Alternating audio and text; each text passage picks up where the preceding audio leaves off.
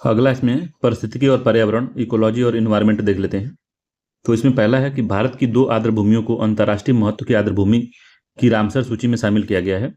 तो कौन सी है? तो राजस्थान की खीचन और मेनार को आर्द्र भूमि को विश्व पर्यावरण दिवस 2025 के अवसर पर रामसर साइट का दर्जा प्रदान किया गया। साथ ही भारत में जो साइट्स हैं, रामसर साइट्स हैं, बढ़कर 91 हो गई हैं, 91 हो गई हैं। ठीक है, तो पूछेगा खींचन और मेनार जो है कहाँ की आर्द्र भूमियां हैं, तो राजस्थान की हैं, याद रखना है इसको। ठीक है, दो नई आर्द्र भूमियों को शामिल होने के साथ राजस्थान में रामसर साइट की कुल संख्या 4 हो गई है। राजस्थान की दो अन्य रामसर साइट हैं, जिसे सांबर साल्ट लेक है, सांबर लेक है, और भरतपुर में स्थित केवलादेव घाना राष्ट्रीय उद्यान है। खींचन आर्द्र भूमि यह उत्तरी थार रेगिस्तान फलोदी जिले में स्थित है। इसमें दो जल निकाय, रातरडी नदी और विजय सागर तालाब नदी तटीय पर्यावास एवं झाड़ीदार भूमि शामिल है इसमें। मेनार आर्द्र भूमि परिषद जो है उदयपुर जिले में राजस्थान के में है। ठीक है, खरोद गांव में स्थित है। ये जो ब्रह्मा तालाब, धाण तालाब और खेरोदा तालाब से बना है। ठीक है, ये ताजे जल का मानसूनी आर्द्र भूमि परिसर है। ठीक है, ताजा जल इसमें है। ठीक है, रामसर जो आर्द्र भूमि अभिसमय जो हुआ था 1971 में ईरान के रामसर में हुआ था।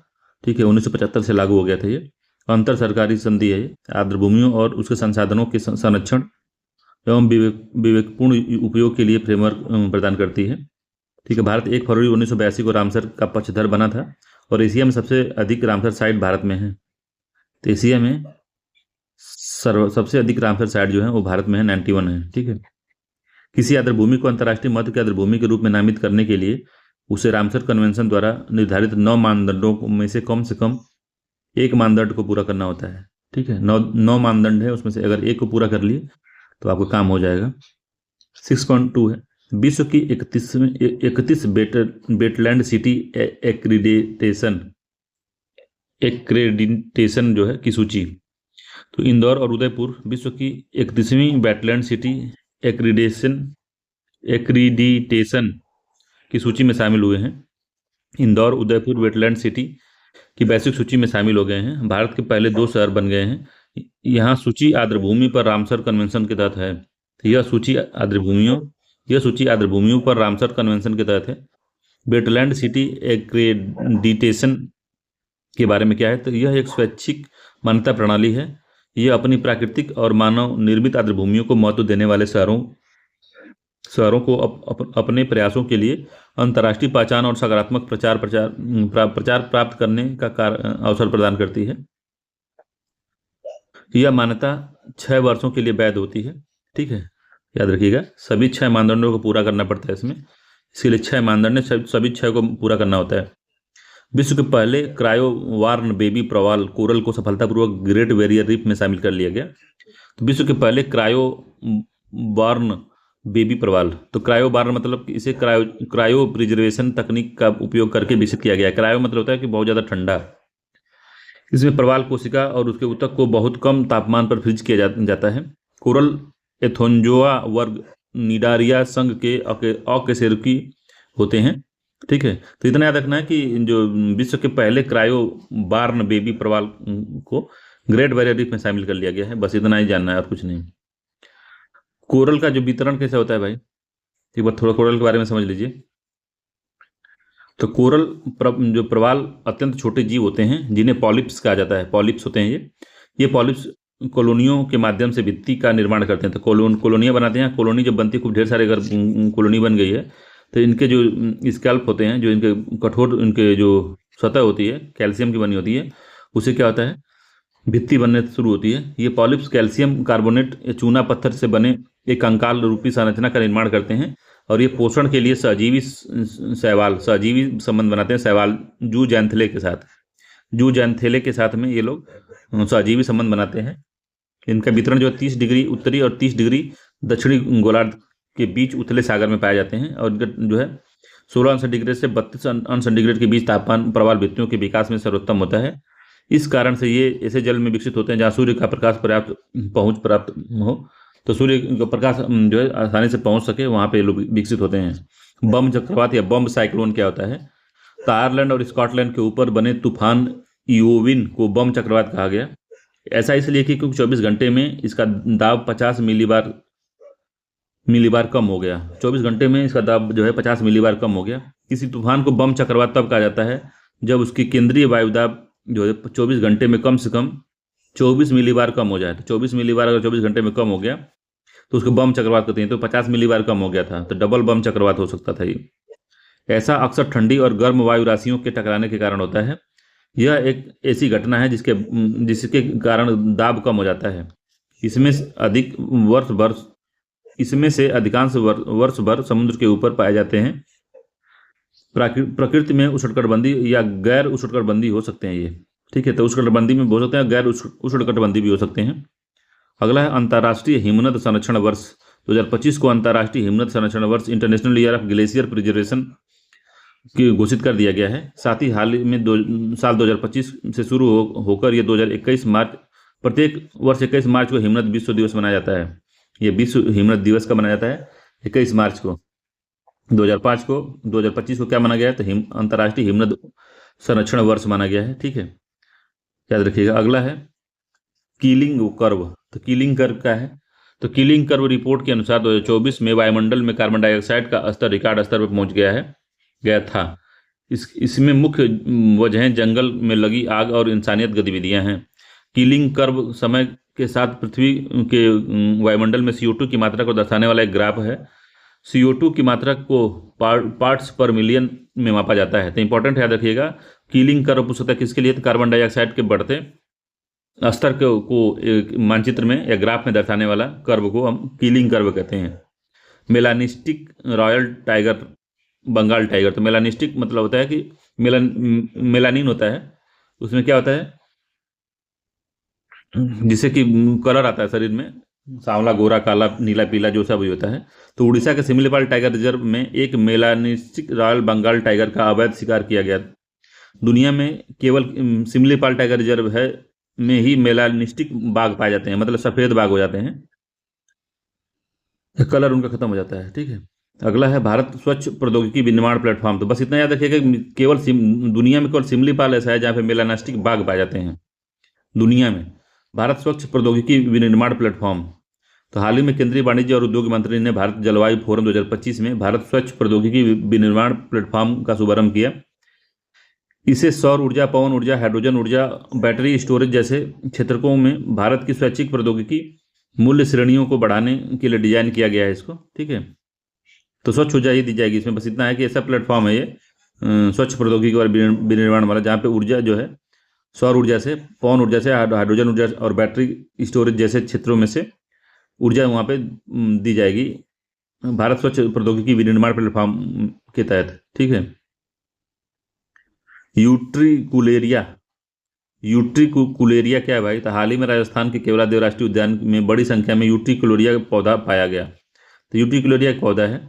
मियावाकी तकनीक क्या है? तो मियावाकी जापान की एक पेड़ पौधा लगाने की तकनीक है।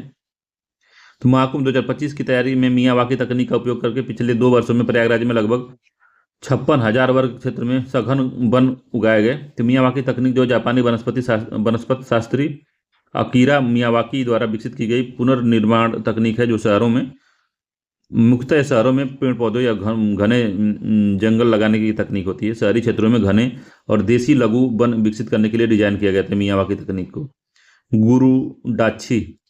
गरुडाची क्या है? गरुडाची कर्नाटक ने वन्यजीव अपराध पर अंकुश लगाने के लिए गरुडाची ऑनलाइन FIR प्रणाली शुरू की है। गरुडाची यह पुलिस विभाग की FIR प्रणाली की समान FIR प्रणाली को सक्षम बनाने के लिए सॉफ्टवेयर है। इसमें आम जनता मोबाइल फोन या ईमेल के माध्यम से वन अपराध की शिकायत दर्ज करा सकते हैं। इसे भारतीय वन ट्रस्ट के सहयोग से विकसित किया गया है। Global energy alliance for people's and planets. तो global energy alliance for people's and planets क्या है? तो ये जो है ISA, इंटरनेशनल सोलर अलायंस ने, अंतर्राष्ट्रीय सौर गठबंधन ने उच्च प्रभाव वाली सौर परियोजनाओं के समर्थन हेतु $100 मिलियन का कोष स्थापित करने के लिए समझौते पर हस्ताक्षर किया है, ठीक है। Global energy alliance for people's and planet एक वैश्विक सार्वजनिक निजी भागीदारी वाला पहल है। उसका उद्देश्य विकासशील देश में स्वच्छ ऊर्जा ट्रांजिशन को तीव्र करना है, ठीक है। तो global energy alliance for people's and planets किसकी योजना है, किसका ये पहल है? तो ये जो पहल है इंटरनेशनल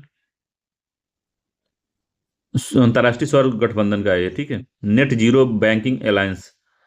तो नेट जीरो बैंकिंग अलायंस में गोल्डमैन सैक्स ग्रुप इस सहित इंक सहित स्ट्रीट के सबसे बड़े बैंकों ने NZBA से बाहर निकलने की घोषणा की है। नेट जीरो बैंकिंग अलायंस से बाहर निकलने की घोषणा की है। यह बैंकों द्वारा संचालित और संयुक्त राष्ट्र द्वारा समन्वित एक समूह है। इसका उद्देश्य बैंकों द्वारा ऋण प्रदान करने, निवेश, पूंजी बाजार संबंधित गतिविधियों को 2050 तक हासिल करने के लिए net zero green house gas उत्सर्जन करने का लक्ष्य करना है इसमें, ठीक है। तो कोई भी भारतीय बैंक इसका सदस्य नहीं है, याद रखिएगा। फिशिंग कैट क्या है भाई? तो भारतीय वन्यजीव संस्थान देहरादून ने कोरिंगा वन्यजीव अभयारण्य में भारत की पहली फिशिंग कैट कॉलरिंग परियोजना शुरू की है। कोरिंगा अभयारण्य जो गोदावरी के मुहाने आंध्र प्रदेश में अवस्थित है, यह वह जगह है जहाँ पे कोरिंगा नदी बंगाल की खाड़ी में मिलती है। तो कोरिंगा वन्यजीव अभयारण्य कहाँ पे भाई? तो ये जो है आंध्र प्रदेश में है, ठीक है, याद रखना, गोदावरी नदी के मुहाने पे, इंपॉर्टेंट है, याद रखिएगा। फिशिंग कैट क्या है? तो फिशिंग कैट जो है परियोजना यहाँ पे चालू की गई, फिशिंग कैट कलरिंग परियोजना चालू की गई यहाँ पे। स्ट्रेटोवोल्केनो क्या है? तो एक दुर्लभ घटना में माउंट फेटाले ज्वालामुखी से मीथेन गैस का विशाल गुब्बार निकला। यह ज्वालामुखी इथोपिया में स्थित है। तो कौन सी? तो माउंट मेटाले ज्वालामुखी कहाँ पे? इथोपिया में स्थित है। माउंट फेटाले जो है एक स्ट्रेटो ज्वालामुखी है जिसमें अंतिम बार 1820 में प्रफुल्लन हुआ था। स्ट्रेटो वोल्केनो या स्ट्रेटो ज्वालामुखी लावा प्रवाह और ज्वालामुखी राख की परत से निर्मित एक विशाल व खड़ी ढाल वाला ज्वालामुखी होता है। इस प्रकार के ज्वालामुखी में अक्सर विस्फोट या उद्गार होते रहते हैं। उदाहरण के लिए माउंट फूजी जापान में, माउंट वेसुअस इटली में, माउंट एटना इटली में, माउंट रेनियर अमेरिका में, माउंट क्राकाटोवा इंडोनेशिया में आदि जो है इसके उदाहरण हैं। अगला कैली फंड क्या है? तो कैली फंड को संयुक्त राष्ट्र जैव विविधता अभिसमय CVD ने COP16 में लॉन्च किया है। उद्देश्य के अनुवांशिक संसाधनों से संबंधित डिजिटल अनुक्रम सूचना के उपयोग से होने वाले लाभों के निष्पक्ष और न्यायसंगत बंटवारे के लिए जैव विविधता वित्त को बढ़ाना, ठीक है। लाभों के निष्पक्ष और न्यायसंगत बंटवारे के लिए जैव विविधता वित्त को बढ़ावा देना। डिजिटल अनुक्रमण सूचना जो है DNA RNA से प्राप्त डेटा जिसमें डिजिटल रूप से संग्रहित किया जाता है, ये इसमें शामिल है, ठीक है। तो कैली फंड यही है, ये संयुक्त राष्ट्र जैव विविधता अभिसमय COP16 के अंतर्गत इसको लॉन्च किया गया था। अगला ब्लैक प्लास्टिक क्या है भाई? तो एक अध्ययन में यह बताया गया है कि ब्लैक प्लास्टिक उत्पादों में कार्बोमोडाइफेनाइल ईथर नामक एक अग्निरोधी रसायन पाया जाता है जो मानव स्वास्थ्य के लिए हानिकारक है। एक अध्ययन में बताया गया कि ब्लैक प्लास्टिक उत्पादों में डिकार्ब्रोमोडाइफेनिल ईथर नामक एक जो है BED209 एक अग्निरोधी रसायन पाया जाता है जो मानव स्वास्थ्य के लिए हानिकारक है। ब्लैक प्लास्टिक के बारे में यह अक्सर रिसाइकल किए गए इलेक्ट्रॉनिक कचरे जैसे कंप्यूटर, टीवी, अन्य उपकरणों से बनाया जाता है। ये ओंगोल नस्ल क्या है? ओंगोल नस्ल। तो ब्राजील में एक नीलामी में ओंगोल नस्ल की गाय रिकॉर्ड 41 करोड़ रुपए में बिकी है। इसका नाम बियाटीना 19 है। इसे नेल्लोर नस्ल की गाय भी कहा जाता है। यह आंध्र प्रदेश में पाई जाती है। तो ब्राजील में एक नीलामी हुई थी, उसमें अंगोल नस्ल जो गाय है 41 करोड़ में बिकी है भाई। अंगोल नस्ल की जो गाय है आंध्र प्रदेश में पाई जाती है, इसको नेल्लोर नस्ल की गाय भी कहा जाता है। मोरंग गंजाल सिंचाई परियोजना। तो मोरंग गंजाल सिंचाई परियोजना कहाँ है? तो मध्य प्रदेश में मोरंड गंजाल सिंचाई परियोजना है। राष्ट्रीय बाघ संरक्षण प्राधिकरण NTCA ने मध्य प्रदेश में मोरंड गंजाल सिंचाई परियोजना के निर्माण के खिलाफ चेतावनी दी है, ठीक है, याद रखिएगा। अगला है, तो ये मोरंड नदी है और गंजाल नदी है, दोनों के इसी में बांध निर्मित हो रहा है। शिशुधानी जीव क्या है? मार्सुपियल। शिशुधानी जीव या मार्सुपियल्स क्या होते हैं? जैसे कंगारू होता है, कंगारू। तो जो है प्री मेच्योर डिलीवरी हो जाती है, इनके बच्चे प्री मेच्योर पैदा हो जाते हैं, ठीक है। और ये शरीर में क्या करते हैं, एक थैली होती है, उसी थैली में लोग रखते हैं बच्चों को, और जब तक ये पूरी तरह से मेच्योर ना हो जाए तब तक ये थैली में रखे रहते हैं। तो इन विट्रो फर्टिलाइजेशन तकनीक का उपयोग करके सफलतापूर्वक कंगारू भ्रूण तैयार किया गया। इससे शिशुधानी प्रजाति की रक्षा करने में मदद मिलेगी। शिशुधानी जीव स्तनधारी जीव का एक समूह है, जो इसमें 300 से अधिक प्रजाति शामिल हैं। इन्हें महाद्वीपीय विस्थापन सिद्धांत महत्वपूर्ण साक्ष्य प्राप्त है। ये उत्तरी अमेरिका में रहते हैं और फिर महाद्वीप के विस्थापन के कारण दक्षिण कोरिया और आर्कटिक और ऑस्ट्रेलिया में फैल गए हैं। मॉर्सिपियल्स वही होते हैं भाई, कंगारू की भ्रूण तैयार करे जा गए। तो कंगारू में जो देखें, कंगारू के बच्चों अपने अपने बच्चों को थैले में रखते हैं, सब उसी तरह से ये। अगला है प्रोजेक्ट वाटरवर्थ। प्रोजेक्ट वाटरवर्थ क्या है, तो मेटा ने दुनिया के सबसे लंबे under sea cable system project Waterworth की शुरुआत की है। लंबाई अंडर सी केबल की लंबाई जो है 50,000 किलोमीटर होगी। सब सी केबल 5 महाद्वीपों को जोड़ेगी। इसमें संयुक्त राज्य अमेरिका, भारत, ब्राजील, दक्षिण अफ्रीका और अन्य के देशों के बीच कनेक्टिविटी बढ़ेगी इसमें। तो प्रोजेक्ट वाटरवर्थ किसका था, मेटा का है, फेसबुक वाला जो मेटा है, फेसबुक वाला, ठीक है। तो ये क्या है, तो अंडर सी केबल लाइन बिछाएगा 50,000 किलोमीटर का, 5 महाद्वीपों को जोड़ेगा ये, ठीक है। पेट्रीफिकेशन क्या होता है भाई, तो पेट्रीफिकेशन क्या है, तो झारखंड के पाकुड़ में राजमहल पहाड़ियों में पेट्रीफाइड वुड जीवाश्म की अपनी तरह की पहली खोज की गई है। यह एक प्रक्रिया है जिसमें कार्बनिक और जैविक पदार्थ पूरी तरह से खनिज में तब्दील हो जाते हैं, जीवाश्म पत्थर का रूप ले लेते हैं। तो परमिनरलाइजेशन एक प्रकार का जीवाश्म है जिसमें पादप पदार्थ हड्डियों, सेल के छिद्र मृदा, झील या समुद्र के खनिज से भर जाते हैं, ठीक है।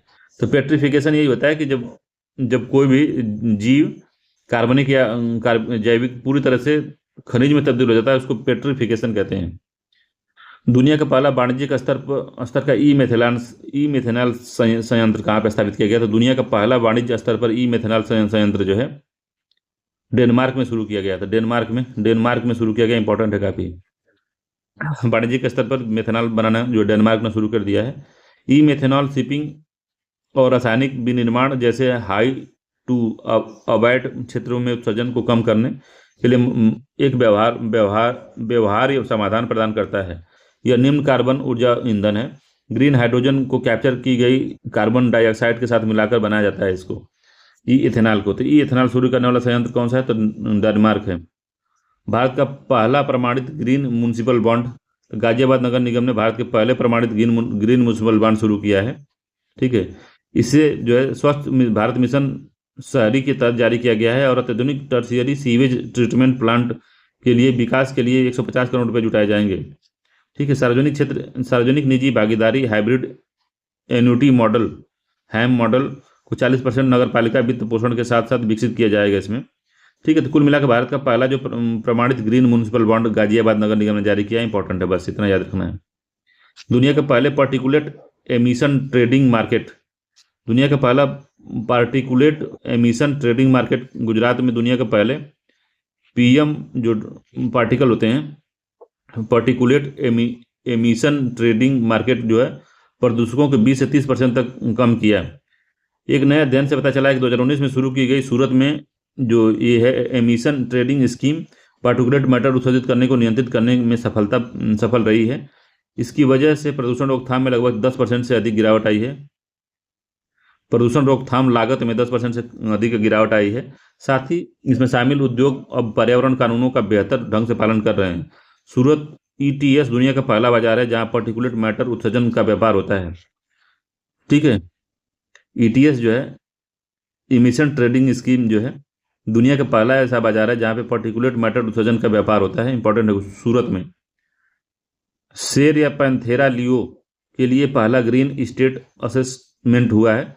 तो शेर या पैंथेरा लियो कहते हैं इसको। तो आईयूसीएन ने शेर के लिए पहला ग्रीन स्टेट्स असेसमेंट जारी किया है। तो green state assessment IUCN red list से संबंधित एक अनुपूरक साधन है।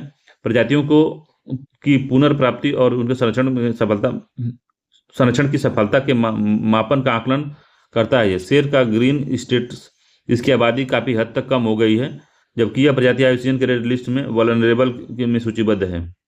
ठीक है, तो शेर का ग्रीन स्टेट क्या है, तो इसकी आबादी काफ़ी हद तक कम हो गई है, जबकि इसके जो आईयूसीएन की रेड लिस्ट में ये वल्नरेबल की श्रेणी में है। तो इसी यही है grade state, green state assessment.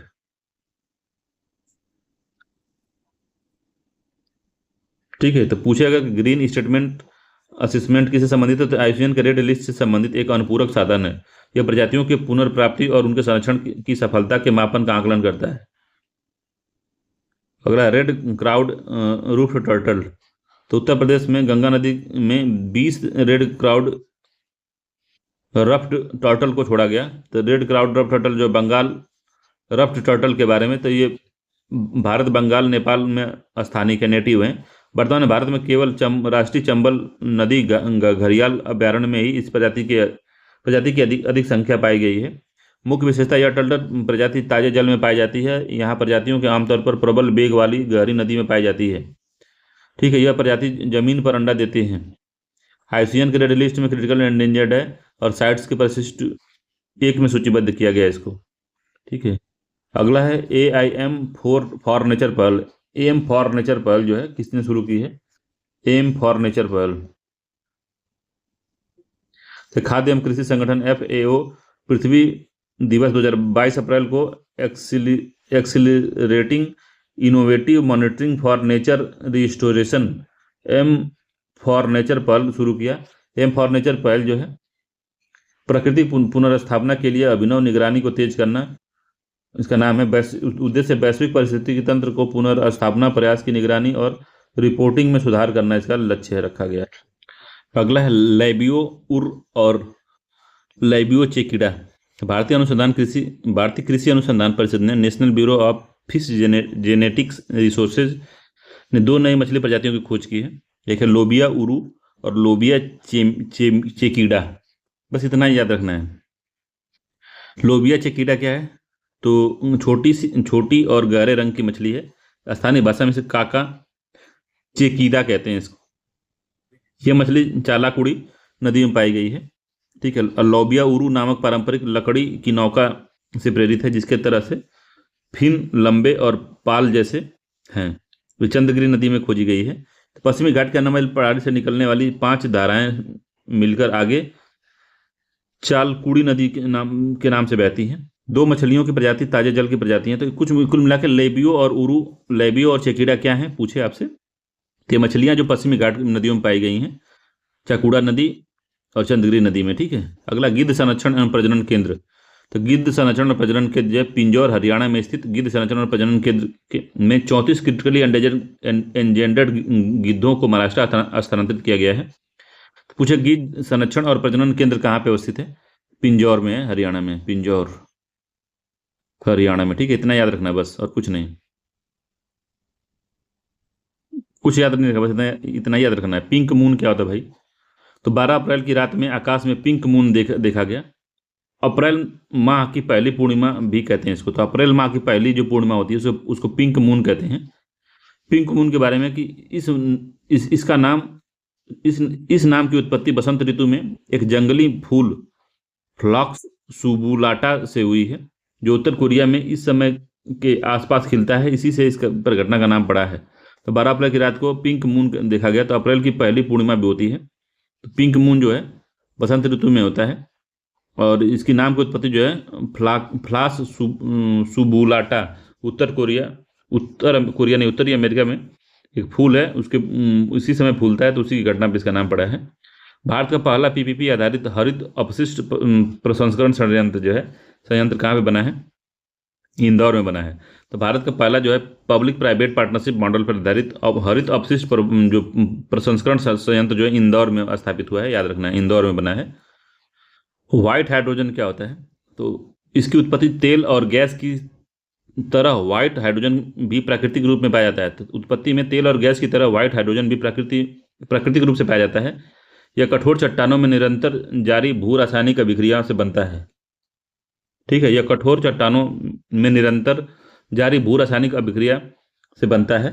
ठीक है, विशेषताएं हैं इसकी कि इसके अणु हाइड्रोजन अणुओं से छोटे और हल्के होते हैं। ठीक है, इनमें ये अणु आसानी से चट्टानों से बाहर निकल जाते हैं। विशेषता इसके कि इसके जो अणु होते हैं हाइड्रोजन कार्बन से छोटे और हल्के होते हैं, और इससे ये अणु आसानी से चट्टानों से बाहर निकल जाते हैं। वर्तमान स्थिति है तो वर्तमान में व्हाइट हाइड्रोजन उद्योग अपनी प्रारंभिक अवस्था में है। इसमें केवल कुछ ही नवाचार सक्रिय है। ठीक है, तो हाइड्रोजन के प्रकार देख लेते हैं। ग्रीन हाइड्रोजन, तो इसका उत्पादन जो है सौर या पवन ऊर्जा जैसे नवीकरणीय ऊर्जा स्रोतों से प्राप्त स्वच्छ विद्युत से इसका जो है उत्पादन किया जाता है। ब्लू हाइड्रोजन, इसका उत्पादन स्टीम रिफॉर्मिंग प्रक्रिया के तहत प्राकृतिक गैस से किया जाता है, जो ब्लू हाइड्रोजन है। ग्रे हाइड्रोजन, इसका उत्पादन स्टीम मेथेन रिफॉर्मेशन का उपयोग करके प्राकृतिक गैस या मीथेन से निकाला किया जाता है। ग्रे हाइड्रोजन में थोड़ा सा पॉल्यूटेंट निकलते हैं। ब्लैक और ब्राउन हाइड्रोजन क्या होते हैं? इसका उत्पादन गैसीकरण प्रक्रिया के माध्यम से जीवाश्म से किया जाता है, जीवाश्म ईंधन से किया जाता है। ठीक है, पिंक हाइड्रोजन, तो इसका उत्पादन परमाणु ऊर्जा द्वारा संचालित इलेक्ट्रोलाइसिस के माध्यम से किया जाता है। ठीक है, तो इलेक्ट्रोलाइसिस तो सभी का किया जाता है। ठीक है, तो इलेक्ट्रोलाइसिस जो है सारे हाइड्रोजन निकालने के लिए सबका इलेक्ट्रोलाइसिस करके ही निकाला जाता है। मगर ध्यान रखने की बात है कि किस माध्यम से जो इलेक्ट्रोलाइसिस करते हैं तो उसके लिए जो विद्युत जरूरत होती है वो विद्युत किस प्रक्रिया से आ रही है? स्वच्छ विद्युत आ रही है कि प्राकृतिक गैस से आ रही है, क्योंकि प्राकृतिक गैस और मेथेन से आ रही है, जीवाश्म ईंधन से वो विद्युत आ रही है, या परमाणु ऊर्जा से वो आ रही है। तो जिस स्वच्छ अगर विद्युत से आएगी उसको ग्रीन हाइड्रोजन कहेंगे। प्राकृतिक गैस का उपयोग करके अगर हम करते हैं, इलेक्ट्रोलाइसिस करते हैं और हाइड्रोजन निकालते हैं तो उसको हम ब्लू हाइड्रोजन कहेंगे। ग्रे हाइड्रोजन में क्या होता है, तो इसमें जो है इसका इलेक्ट्रोलाइसिस प्राकृतिक गैस या मेथेन का यूज करके निकालते हैं। ब्लैक ब्राउन हाइड्रोजन में हम क्या करते हैं, जीवाश्म ईंधन का जैसे कोयला आदि का प्रयोग करके हम विद्युत से इसका इलेक्ट्रोलाइसिस करते हैं। और पिंक हाइड्रोजन में परमाणु ऊर्जा से जो ऊर्जा बनती है उसे इलेक्ट्रोलाइसिस किया जाता है। ठीक है, तो याद रखना है। अगला, यूनेस्को के विश्व विरासत केंद्र द्वारा भारत के लिए संभावित सूची के 6 स्थल स्मारकों को शामिल किया गया है। तो कौन कौन से हैं? कांगेरी राष्ट्रीय उद्यान, ये जो है छत्तीसगढ़ में, याद रखना है, बस्तर जिले में कांगेरी राष्ट्रीय उद्यान इंपॉर्टेंट है, याद रखना है, छत्तीसगढ़ में है। मुदुल महापाषाण में मेनहिर, तो मुदुमल महापाषाण मेनहिर ये क्या है? तेलंगाना में कृष्णा नदी के तट पर स्थित है। मुदुमल महापाषाण मेनहिर, ठीक है, इंपॉर्टेंट है ये, तेलंगाना में कृष्णा नदी के तट पर स्थित है। तो मौर्य मार्गों में आने वाले अशोक के अभिलेख स्थल, तो मौर्य मार्गों में आने वाले अशोक के अभिलेख, तो बृहद बृहद शिलालेख, लघु शिलालेख, स्तंभ अभिलेख और अन्य अभिलेख और गुहा अभिलेख शामिल हैं। इसमें मौर्य सम्राट अशोक की 3री शताब्दी ईसा पूर्व में उत्कीर्ण किया गया था इसको। 64 योगिनी मंदिर जो है अवस्थित मध्य प्रदेश, उत्तर प्रदेश और तमिलनाडु और उड़ीसा में है। एमपी, उत्तर प्रदेश, तमिलनाडु और उड़ीसा में 64 योगिनी मंदिर है, इसको भी शामिल किया गया है। उत्तर भारत में गुप्त मंदिर, इसमें नागर और द्रविड़ स्थापत्य शैली, बौद्ध और हिंदू स्थापत्य शैली के तत्व मिश्रित हैं। इसमें उत्तर भारत में गुप्त मंदिर को भी इसमें संभावित सूची में शामिल किया गया है। ठीक है, 2 2 4 5 हो गया ये। 6वां है बुंदेलों के महल और किले। तो बुंदेल के महल और किले में गढ़कुंडार किला, राजा महल, जहांगीर महल, दतिया महल, झांसी का किला, धुबेला महल, 6 किले शामिल है इसमें। राजपूत और मुगल स्थापत्य का मिश्रण है इसमें, इसको शामिल किया गया है। अगला केसर है। तो शिलांग मेघालय में उत्तर पूर्वी प्रौद्योगिकी अनुप्रयोग एवं प्रसार केंद्र के परिसर की आधारशिला रखी गई। इसमें पूर्वोत्तर में केसर की खेती को बढ़ावा मिलेगा। ठीक, केसर के बारे में, यह एक प्रकार का मसाला है जो क्रोकस सैटाइवस पौधे के बैगनी फूलों के वर्तिकाग्र से प्राप्त होता है। इसमें लाल सोना, इसे लाल सोना भी कहते हैं क्योंकि क्रोकेटीन की मात्रा के कारण इसे वर्तिका का रंग जो है सामान्य नारंगी लाल होता है। खेती में मुख्य रूप से जम्मू कश्मीर, जीआई टैग वाला केसर हिमाचल प्रदेश और कर्नाटक में की जाती है। मिशन केसर पहल सिक्किम, अरुणाचल प्रदेश और मेघालय में केसर की खेती का विस्तार करना इसमें शामिल है। अगला है अपलिंक इनिशिएटिव। अपलिंक इनिशिएटिव क्या है भाई? तो विश्व आर्थिक मंच के तहत अपलिंक इनिशिएटिव 2023-24 के दौरान कार्बन उत्सर्जन में 142,400 टन की कटौती हुई। अपलिंक इनिशिएटिव प्रभावशाली प्रारंभिक चरणों में नवाचार पर केंद्रित है। इसे डेलाइट और सेल्फ फोर्स के सहयोग से वर्ल्ड इकोनॉमिक फोरम द्वारा 2020 में लॉन्च किया गया था। ब्लू फ्लैग क्या है? तो ब्लू फ्लैग सर्टिफिकेशन होता है। तो केरल में प्रसिद्ध कप्पड़ बीच जो कोंझीकोड कहते हैं चाल बीच कुन्नूर को डेनमार्क की स्थित फाउंडेशन द्वारा एनवायरमेंटल एजुकेशन द्वारा प्रतिष्ठित ब्लू फ्लैग प्रमाणन दिया गया।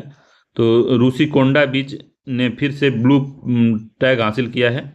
ज्ञातव्य है कि खराब रख रखाव के कारण रूसी कोंडा को यह टैग वापस ले लिया गया। इसे समुद्र के तटों, मरीनों और संधारणी नौका विहार पर्यटन संचालकों को प्रदान किया जाता है। प्रत्येक श्रेणी में अलग अलग मानक हैं। कौन देता है? तो डेनमार्क स्थित गैर सरकारी संगठन फाउंडेशन ऑफ एनवायरमेंटल एजुकेशन द्वारा ये प्रतिवर्ष दिया जाता है। अगला है बेन गंगा नल गंगा नदी जोड़ो परियोजना। तो महाराष्ट्र में बैन गंगा नल गंगा नदी जोड़ो परियोजना को मंजूरी दी गई है। बैन गंगा नल गंगा जो है पूर्णा तापी नदी जोड़ो परियोजना से महाराष्ट्र के विदर्भ क्षेत्र में 6 जिलों से में 3.7 लाख हेक्टेयर कृषि भूमि सिंचित होगी। ठीक है, तो महाराष्ट्र के बैन गंगा नल गंगा नदी जोड़ो परियोजना को मंजूरी दी गई है। तो बैन गंगा नल गंगा तापी पूर्णा तापी नदी जोड़ो परियोजना में से महाराष्ट्र के विदर्भ क्षेत्र को पानी मिलेगा, याद रखना है। तो बैन गंगा और नल गंगा नदी जोड़ो परियोजना महाराष्ट्र में है। सकल पर्यावरण उत्पादन सूचकांक GEPI, उत्तराखंड सकल पर्यावरण उत्पादन सूचकांक शुरू करने वाला देश का पहला राज्य बन गया है।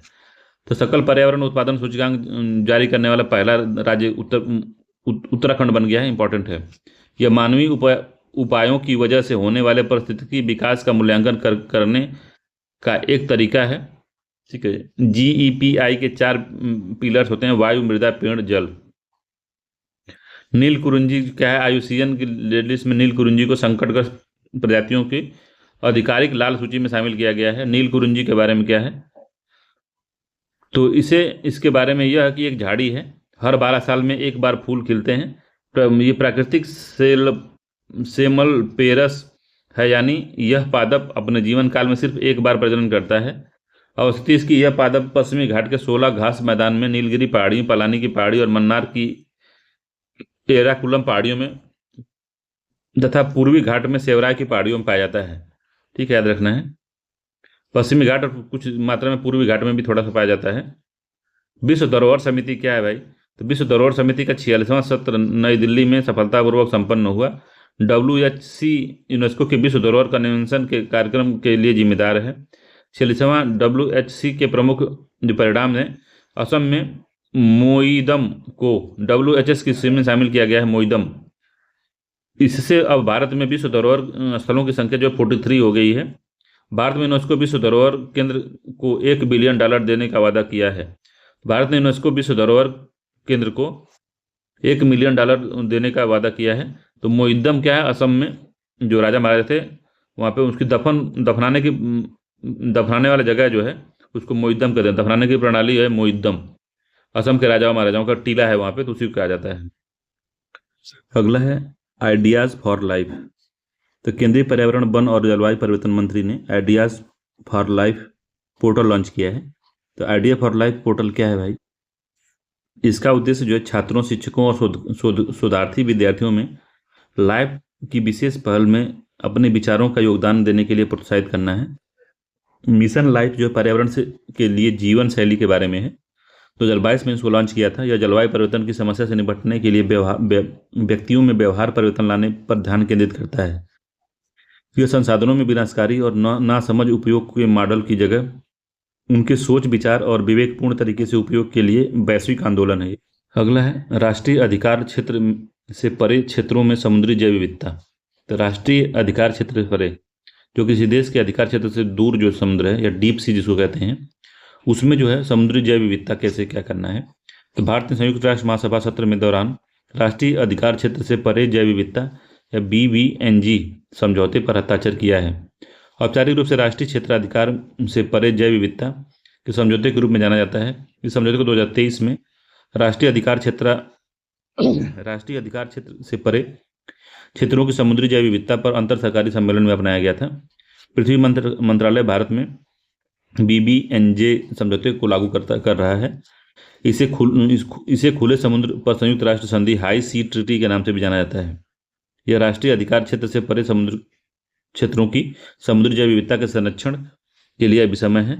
संयुक्त राष्ट्र समुद्र कानून अभिसमय के तहत यह समझौता है। ठीक है, अगला है कस्तूरी रंगन समिति। क्या है भाई?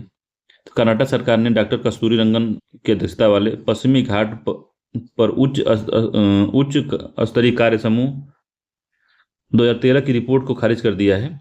इस समिति ने प्रोफेसर माधव गडगिल की अध्यक्षता की गठित पश्चिमी घाट पारिस्थितिकी विशेष पैनल 2011 में रिपोर्ट सौंपी थी। गडगिल समिति ने पश्चिमी घाट के 75% हिस्से को पर्यावरण की दृष्टि से संवेदनशील घोषित किया था या घोषित करने की सिफारिश की थी। ठीक है, तो कर्नाटक सरकार ने जो कस्तूरी रंगन के अध्यक्षता वाले पश्चिमी घाट पर उच्च स्तरीय कार्य समूह की रिपोर्ट को खारिज कर दिया है। ये क्या था? तो गडगिल गडगिल ने पश्चिमी घाट पर गडगिल समिति बनी थी, उसने 75% जो पश्चिमी घाट का एरिया उसको संवेदनशील घोषित करने की सिफारिश की थी। उसके बाद सरकार ने कस्तूरी रंगन की अध्यक्षता में पश्चिमी घाट में 2013 में एक समिति बनाई। इसने कहा कि 75% बहुत ज़्यादा हो जाएगा, कम क्षेत्र को इसने कहा था कि संवेदनशील घोषित करिए ताकि दिनचर्या लोगों की चलती रहे जो यहाँ पे आसपास रहते हैं। तो इसी को निरस्त कर दिया गया है। कस्तूरी रंगन समिति की जो रिपोर्ट थी उसको निरस्त कर दिया है किसने? कर्नाटक सरकार ने रिपोर्ट को खारिज कर दिया मानने से। चक्रवात असान। तो आमतौर पर चक्रवातों का जो निर्माण गर्म समुद्री सतह के ऊपर होता है, लेकिन असान चक्रवात गुजरात के कच्छ पर जमीन पर गहन अवदाब डीप डिप्रेशन से उत्पन्न हुआ और इसने अरब सागर पर एक उष्णकटिबंधीय चक्रवात का रूप लेने की संभावना है। तो आसान चक्रवात जो है, चक्रवात आसान जो है, ये कहाँ पे हुआ है? तो डीप डिप्रेशन में हुआ है, जमीन पर गुजरात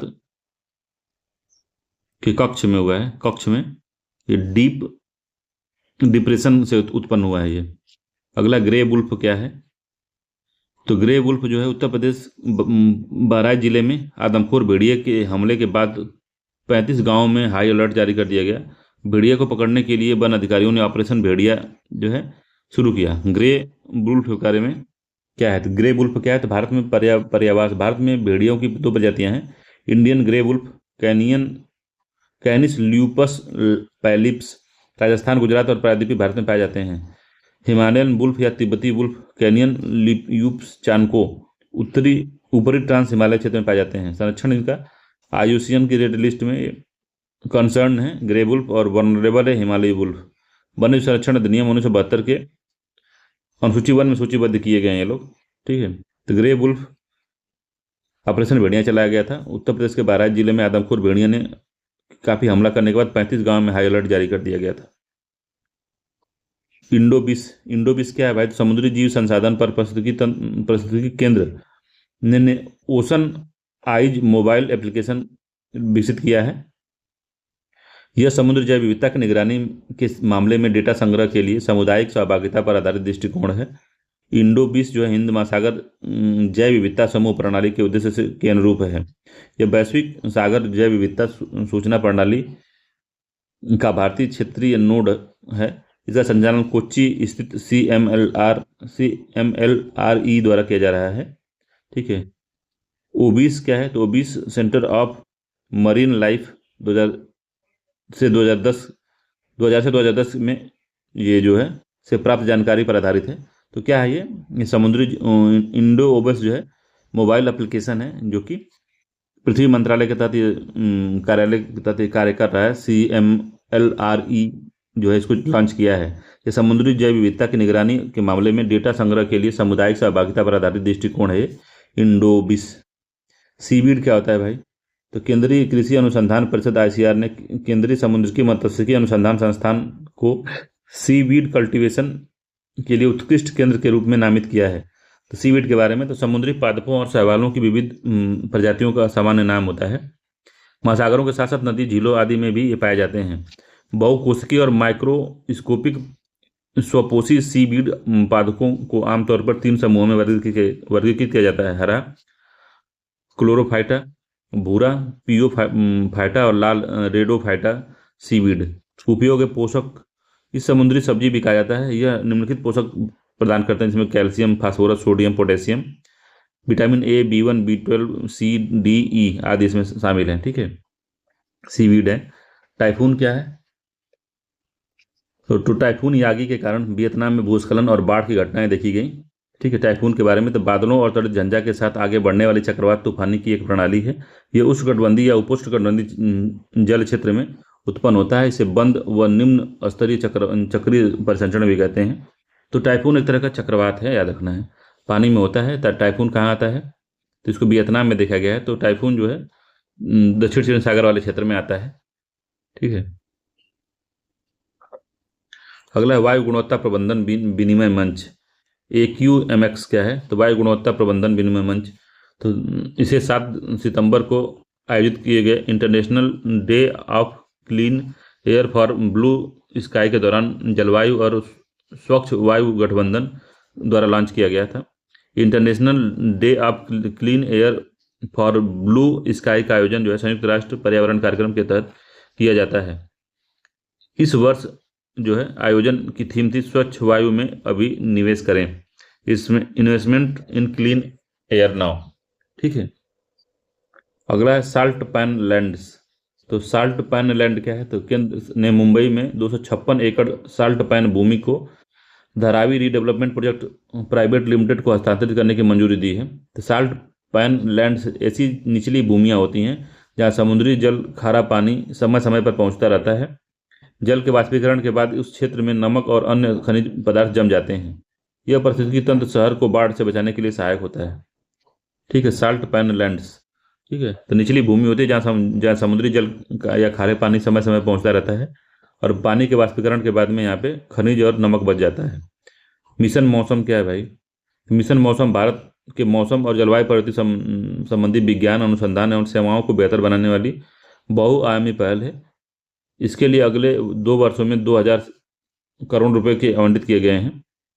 ठीक है।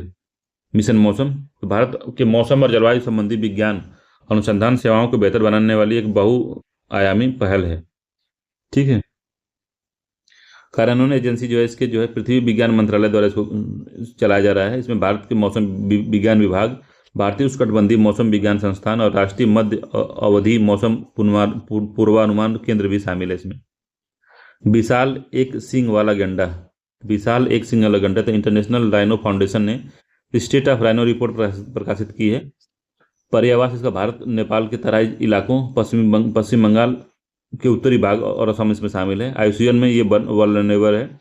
सामाजिकता है तो बच्चों वाली मादाओं को छोड़कर ये आमतौर पर अकेले रहते हैं। नर अनेक इलाकों का निर्धारण करते हैं। हालांकि ये इलाके के इतने सुरक्षित नहीं होते, प्रायः दूसरे गेंडे हमला कर देते हैं। भारत में आबादी 2021 में के आंकड़ों के अनुसार जो है आबादी जो है 3262 है।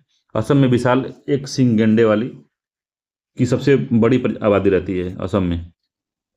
एशिया का सबसे बड़ा बायो CNG जो संयंत्र है कहाँ पे है? तो इंदौर नगर निगम ने एशिया का सबसे बड़ा नागरिक ठोस अपशिष्ट प्रबंधन आधारित सुविधा प्रतिदिन 17,000 किलोग्राम बायो CNG का उत्पादन करती है। तो एशिया का सबसे बड़ा बायो CNG संयंत्र कहाँ है? तो इंदौर में है। यह अपशिष्ट को धन में बदलने की galvanisation organic bio agro resources धन है, गोबर धन जिसको कहते हैं, पहल का हिस्सा है ये। जल शक्ति मंत्रालय और पेयजल स्वच्छता विभाग समन्वय विभाग है इसका। तो जल शक्ति मंत्रालय और पेयजल एवं स्वच्छता विभाग इसका समन्वय विभाग है। ठीक है। तो एशिया का सबसे बड़ा बायो CNG संयंत्र कहाँ है? तो इंदौर में है, याद रखना है। वन्यजीव पर्यावास को एकीकृत विकास। तो वन्यजीव पर्यावासों का एकीकृत विकास। तो हाल ही में 15वें वित्त आयोग की अवधि के लिए वन्यजीव प्रयासों का एकीकृत विकास योजना को जारी रखने की मंजूरी दी है। मौजूदा योजना मौलिक एवं मुख्य घटकों को मजबूत बनाने के लिए मजबूत किया गया है। तो मौजूदा योजना के मौलिक एवं मुख्य घटकों को मजबूत किया गया है। साथ ही यह योजना बाघ और अन्य जीव बहुल वनों में विविध विषयगत क्षेत्रकों के में प्रौद्योगिकी को अपनाने को बढ़ावा देती है। उद्देश्य है कि केंद्रीय पर्यावरण मंत्रालय द्वारा शुरू की गई केंद्रीय प्रायोजित अम्ब्रेला योजना, इसका उद्देश्य है कि वन्यजीव पर्यावास का विकास करना इसमें है। ठीक है। यूनाइटेड किंगडम कोयला से विद्युत उत्पादन बंद करने वाला पहला देश बन गया। तो यूनाइटेड किंगडम कोयला से विद्युत उत्पादन बंद करने वाला पहला देश बन गया है। यूनाइटेड किंगडम ने अंतिम कोयला आधारित विद्युत संयंत्र को बंद होने से कोयला विद्युत उत्पादन लगभग 142 वर्षों का दौर पूरा हुआ। ठीक है। विश्व का पहला कोयला संयंत्र 1882 में लंदन में खोला गया था। भारत ने अपने पहले प्रमुख ताप विद्युत संयंत्र हैदराबाद में 1920 में स्थापित किया था। हुसैन सागर ताप विद्युत स्टेशन नाम दिया गया था इसका। और यूनाइटेड किंगडम क्या बना है? तो कोयले से विद्युत उत्पादन बंद करने वाला दुनिया का पहला देश बन गया है। ठीक है, तो यूनाइटेड किंगडम कोयले से विद्युत उत्पादन बंद करने वाला दुनिया का पहला देश बन गया, याद रखना है। वन पारिस्थितिकी तंत्र पुनर्बहाली पहल, FERI। तो हाल ही में जैव विविधता सम्मेलन CBD में सचिवालय ने वन पारिस्थितिकी तंत्र पुनर्बहाली पहल की 10वीं वर्षगांठ मनाई। कोरियन वन सेवा और CBD सचिवालय की भी साझेदारी है ये। वन पारिस्थितिकी तंत्र पुनर्बहाली, कार्बन सीमा संयोजन तंत्र, तो CBAM। तो ब्रिक्स द्वारा अपनाए गए कजान घोषणा पत्र में CBAM को स्वीकार किया गया, CBAM को स्वीकार किया गया। इसमें भेदभावपूर्ण बताया गया, इसे भेदभावपूर्ण बताया गया है। भारतीय यूरोपीय संघ की एक नीति है। तो ब्रिक्स द्वारा अपनाए गए कजान घोषणा पत्र में CBMA को अस्वीकार कर दिया गया है और इसे भेदभावपूर्ण बताया गया, क्योंकि ये जो नीति है यूरोपीय संघ की एक नीति है। इसके तहत यूरोपीय संघ द्वारा कम कठोर जलवायु नीतियों वाले देशों के लिए कुछ उत्पाद जैसे स्टील के आयात पर कार्बन कर लगाया जाएगा। कार्बन सीमा कर का उद्देश्य कंपनियों को कम विनियम वाले देशों में उत्पादन स्थानांतरित करने से रोकना है। अगला इसमें कार्बन सीमा समायोजन तंत्र। तो ब्रिक्स द्वारा अपनाए गए कजान घोषणा पत्र में, तो ये तो मैंने देख लिया है, तो इसको अस्वीकार कर दिया। क्यों इसका अस्वीकार किया है? तो कह रहा है कि इसमें जो ये भेदभावपूर्ण वाला है। ठीक है, ठीक। कार्बन सीमा का उद्देश्य जो कंपनियों को कम विनिमय वाले देशों में उत्पादन स्थानांतरित करने से रोकना है। ठीक। ग्रेट इंडियन बस्टर्ड के बारे में है। तो ग्रेट इंडियन बस्टर्ड एक पक्षी है। तो बस्टर्ड रिकवरी प्रोजेक्ट के अंतर्गत जैसलमेर नेशनल ब्रीडिंग सेंटर में, ठीक है, ग्रेट इंडियन बस्टर्ड की कृत्रिम गर्भाधान किया गया था। ग्रेट इंडियन बस्टर्ड के बारे में कि राजस्थान में अस्थायी रूप से गोडावण भी कहते हैं इसको। ठीक है, स्थानीय रूप से इसको गोडावण कहा जाता है ग्रेट इंडियन बस्टर्ड को। पर्यावास इसका राजस्थान गुजरात में पाया जाता है। हालांकि कुछ आबादी महाराष्ट्र, कर्नाटक, आंध्र प्रदेश में भी पाई जाती है। IUCN में ये क्रिटिकली इंडेंजर्ड है। वन्य जीव संरक्षण अधिनियम 1972 के अनुसूची 4 के परिशिष्ट 1 में सम्मिलित है ये, का साइट्स में परिशिष्ट 1 में है ये। ठीक है, अगला है एटम्स फॉर फूड क्या है? उत्पत्ति के अंतर्राष्ट्रीय परमाणु ऊर्जा एजेंसी द्वारा खाद्य और कृषि संगठन FAO ने वर्ल्ड फूड फोरम इटली में संयुक्त रूप से लॉन्च किया था इसको, एटम्स फॉर फूड। तो यह फोरम परमाणु तकनीक के साथ साथ अन्य उन्नत तकनीकों के लाभों का उपयोग करके देशों का अनुकूल समाधान प्रदान करता है ये। इसने कृषि और पशुधन उत्पादकता बढ़ाने तथा खाद्य पदार्थों की हानि को कम करने में मदद मिलती है इससे। ठीक है, हैंड इन हैंड पहल क्या है? तो खाद्य एवं कृषि संगठन FAO ने 2024 में हैंड इन हैंड फोरम का उद्घाटन किया। FAO ने 2019 में शुरू किया था इसको, हैंड इन हैंड।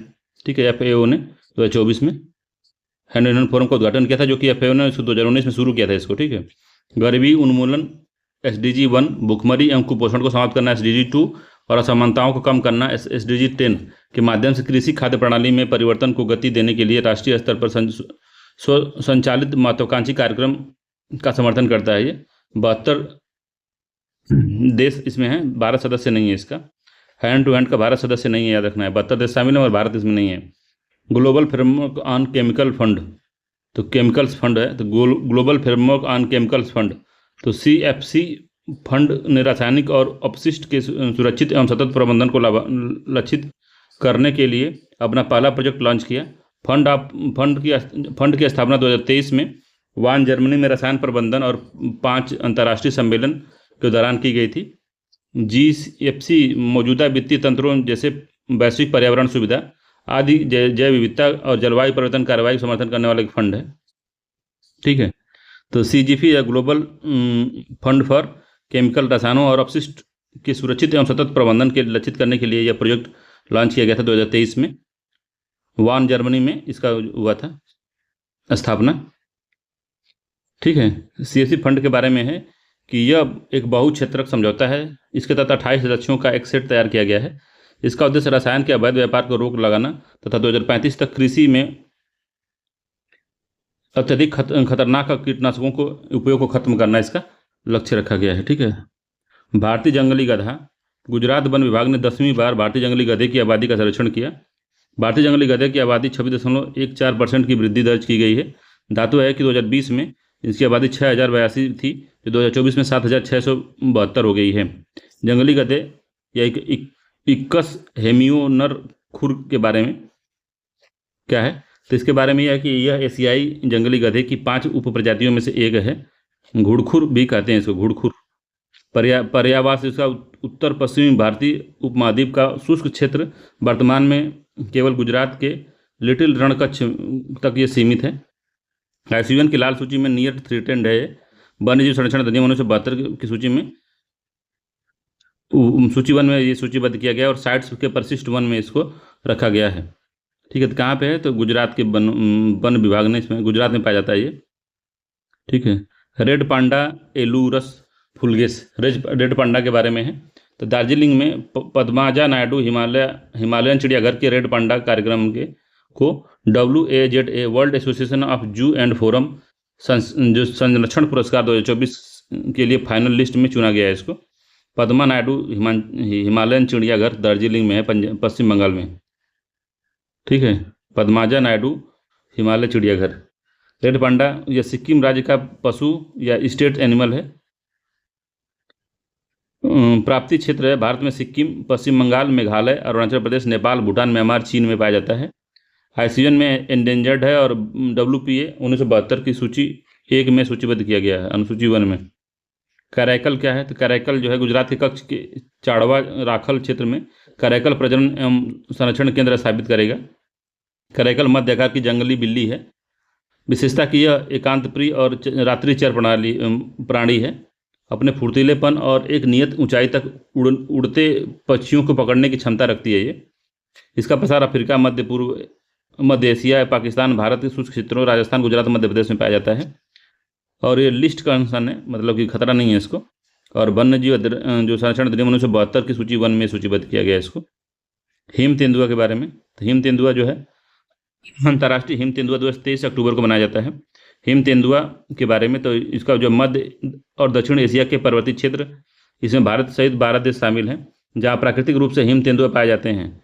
यह हिमालय प्रदेश और लद्दाख का राजकीय पशु है। IUCN वल्नरेबल है इसका स्टेटस, और साइट्स का परिशिष्ट 1 में सूचीबद्ध किया गया है। वन्य जीव संरक्षण अधिनियम 1972 की अनुसूची 1 में सूचीबद्ध है।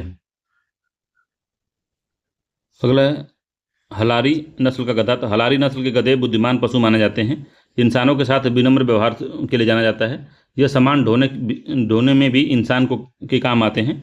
यह गुजरात, सौराष्ट्र के जामनगर, द्वारका जिले में के अर्धशुष्क क्षेत्र में भी ये बहुमूल्य पशुधन के रूप में जाने जाते हैं।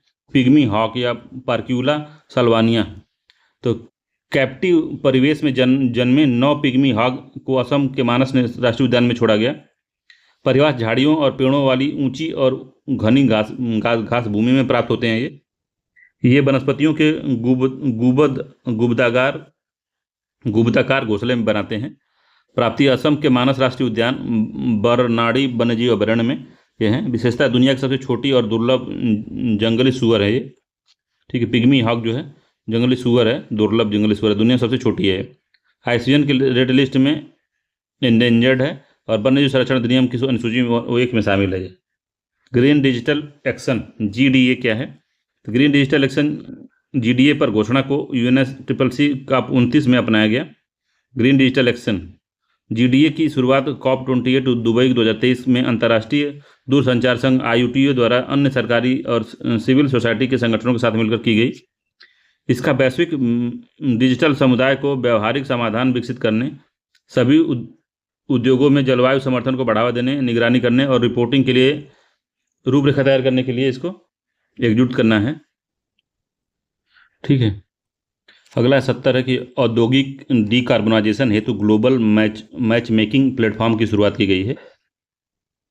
तो संयुक्त राष्ट्र उद्योग विकास संगठन ने क्लाइमेट क्लब COP29 में औद्योगिक डीकार्बोनाइजेशन के लिए ग्लोबल मैच मेकिंग प्लेटफॉर्म की शुरुआत की है। उद्देश्य है कि जलवायु परिवर्तन के क्षेत्र में सहयोग और साझेदारियों को बढ़ावा देना, ताकि विकासशील और उभरती अर्थव्यवस्थाओं जलवायु परिवर्तन औद्योगिक विकास में तेजी से अग्रसर हो सके। तो औद्योगिक डीकार्बोनाइजेशन हेतु ग्लोबल मैच मेकिंग प्लेटफॉर्म की शुभारंभ किया गया है संयुक्त राष्ट्र औद्योगिक विकास संगठन UNIDO द्वारा। बाकू क्लाइमेट यूनिट पैक्ट, तो बाकू क्लाइमेट यूनिटी पैक्ट जो है COP29 जो हुआ था बाकू में, इसमें ये पैक्ट हुआ था, क्लाइमेट यूनिटी पैक्ट। तो इसके जलवायु वित्त पोषण का नया सामूहिक परिमाणविक लक्ष्य, अनुकूलन पर वैश्विक लक्ष्य और शर्म एल शेख उपशमन महत्वाकांक्षा आदि इसमें जारी की गई है। तो एक तरह का पैक्ट है ये, जिसमें जलवायु वित्त पोषण पर काम किया जाएगा। Baku climate unity pact UN triple C के COP29 से संबंधित है। अगला है क्लाइमेट फाइनेंस पर नया सामूहिक परिमाणित लक्ष्य, न्यू कलेक्टिव क्वालिफाइड गोल जो है NCQG अपनाया गया है COP29 में, नया सामूहिक मात्रात्मक लक्ष्य। ठीक है, याद रखना इसको। किसमें लगा? बाकू वाला जो क्लाइमेट बाकू में जो हुआ था COP29 उसी में अपनाया गया था इसको भी, NCQG। किंग कोबरा, तो कर्नाटक किंग कोबरा को आधिकारिक तौर पर ओफियो फंगस कलिंगा नाम दिया गया है। ओफियो फंगस कलिंगा सर्प के नाम से जाना जाता है ये। Compressed biogas CBG, compressed biogas क्या है? तो अत्यधिक कंप्रेस्ड बायोगैस संयंत्र युक्त भारत के पहले आधुनिक और आत्मनिर्भर गौशाला का शुभारंभ मध्य प्रदेश के ग्वालियर में किया गया है। यहाँ गौमूत्र और अपशिष्ट से बायोगैस तैयार किया जाएगा। मीथेन, संगठन में मीथेन 94%, CH4 जो है 90% से अधिक होता है इसमें। स्रोत ऑर्गेनिक अपशिष्ट पदार्थों से एनारोबिक अपघटन के माध्यम से होता है, बनाया जाता है कंप्रेस्ड बायोगैस। तो अत्याधुनिक कंप्रेस्ड बायोगैस जो CBG संयंत्र युक्त भारत के पहले आधुनिक और आत्मनिर्भर गौशाला का शुभारंभ जो है ग्वालियर में किया गया है मध्य प्रदेश में।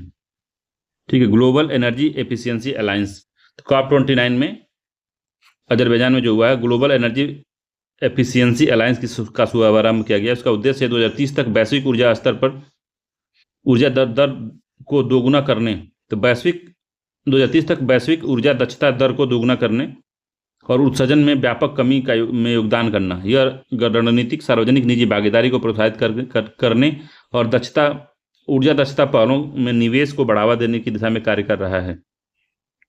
Fossil fuel non proliferation treaty, तो fossil fuel non proliferation treaty जो हुई है FFNPT बाकू अजरबैजान में आयोजित COP29 में घोषणा की गई और 10 और देश FNPT पर परिचर्चा में शामिल हो गए। तो fossil fuel non proliferation treaty की अवधारणा जो 2016 में बनाई गई थी, 2019 में इसका शुभारंभ किया गया था। सिविल सोसाइटी, अनुसंधान संस्थान, नोबेल पुरस्कार विजेता सरकारों आदि का एक समूह है ये। कोदो मिलेट्स, तो कोदो जो होता है चावल होता है, कोदो चावल की तरह होता है एक। मध्य प्रदेश के बांधवगढ़ टाइगर रिजर्व में जंगली हाथियों की मौत का कारण कोदो मिलेट्स के सेवन को माना जा रहा है। कोदो मिलेट्स के बारे में तो भारत में इसको कोदरा और बारू के नाम से जाना जाता है और यह कई जनजाति समुदायों का मुख्य आहार है। विशेषताएं हैं कि डाइटरी फाइबर और लौह जैसे खनिज से समृद्ध एंटीऑक्सीडेंट गुण इसमें होता है। आदर्श जलवायु गर्म और शुष्क जलवायु में उगता है, मुख्य रूप से दक्कन वाले क्षेत्र में कोदो होता है। काहिरा कॉल टू एक्शन, काहिरा कॉल टू एक्शन जो है काहिरा मिस्र में आयोजित वर्ल्ड अर्बन फोरम का 12वां संस्करण 10 सूत्री काहिरा कॉल टू एक्शन के साथ समाप्त हुआ। तो काहिरा कॉल टू एक्शन किससे संबंधित है? तो वर्ल्ड अर्बन फोरम संबंधित है। वर्ल्ड जो है अर्बन फोरम से संबंधित है। ठीक है, अर्बन फोरम के बारे में 2001 में संयुक्त राष्ट्र द्वारा स्थापित किया गया था इसको। ठीक है, काहिरा कॉल टू एक्शन के बारे में इसमें विश्व भर में आवास से कमी के संकट से निपटने के लिए तत्काल कार्रवाई, शहरी स्थानों को समावेशी रूप से साझा करने और स्थानीय स्तर पर बेहतर परिणाम प्राप्त करने के लिए शहरी नियोजन की सिफारिश करना इसमें सिफारिश की गई है। ठीक है, विंध्याचल में दुनिया का पहला CO2 से मेथेनॉल उत्पादन प्लांट शुरू किया गया था। काफी महत्वपूर्ण क्वेश्चन है ये। विंध्याचल में दुनिया का पहला CO2 से मेथेनॉल उत्पादन प्लांट जो है शुरू किया गया, इंपॉर्टेंट है ये। तो NTPC ने फ्लू गैस से कैप्चर की गई कार्बन डाइऑक्साइड को proton exchange member PEM electrolyser से उत्पादित हाइड्रोजन के साथ सफलतापूर्वक संश्लेषित करने की घोषणा की है। बाद में से मेथेनॉल बनाया जाएगा। तो CO2 से मेथेनॉल उत्पादन प्लांट जो है उत्तर प्रदेश के विंध्याचल में लगाया जा रहा है। जैव विविधता कन्वेंशन क्या है? तो CVD जैव विविधता कन्वेंशन का 16वां सम्मेलन COP16 इटली रोम में संपन्न हुआ। यह पहले कोलंबिया में आयोजित होना था, लेकिन बाद में रोम में आयोजित हुआ। तो Kunming Montreal global biodiversity framework को अपनाने के बाद यह CBD कॉप थी। यह सम्मेलन फ्रेमवर्क की प्रगति और आकलन और मौजूद चुनौतियों का समाधान करने के लिए महत्वपूर्ण मंच पर कार्य कर रहा है। रिवर सिटी अलायंस क्या है? तो रिवर सिटीज अलायंस में हाल ही में स्वच्छ राष्ट्रीय गंगा मिशन द्वारा आयोजित गंगा उत्सव 2024 रिवर सिटीज अलायंस के तहत कई रिवर सिटीज की भागीदारी देखी गई है। रिवर सिटी अलायंस के बारे में तो परिचय है कि यह एक संगठन है जिसमें देश भर के 145 रिवर सिटी शामिल हैं। भारत की रिवर सिटी इसमें शामिल हो सकती हैं। भारत की सभी रिवर सिटी इसमें शामिल हो सकती हैं। ठीक है। रिवर सिटी अलायंस जो है स्वस्थ गंगा मिशन द्वारा आयोजित गंगा उत्सव 2024 में रिवर सिटी अलायंस के तहत कई रिवर सिटीज की भागीदारी देखी गई इसमें।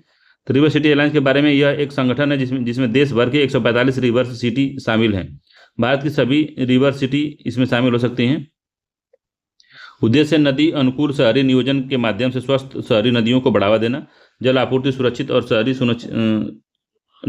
सुरक्षित शहर सुनिश्चित करने में योगदान देना तथा समावेशी संधारणीय विकास, शहरी विकास को बढ़ावा देना इसका काम है। तो रिवर सिटी अलायंस हाल ही में राष्ट्रीय स्वच्छ गंगा मिशन द्वारा आयोजित गंगा उत्सव में रिवर सिटी अलायंस के तहत कई रिवर सिटीज की भागीदारी देखी गई थी।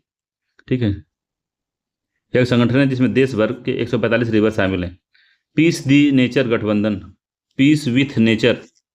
तो पीस विथ नेचर गठबंधन है कोलंबिया में जैव विविधता कन्वेंशन CBD के पक्षधरों के 16वें सम्मेलन में पीस विथ नेचर गठबंधन की शुरुआत की गई है।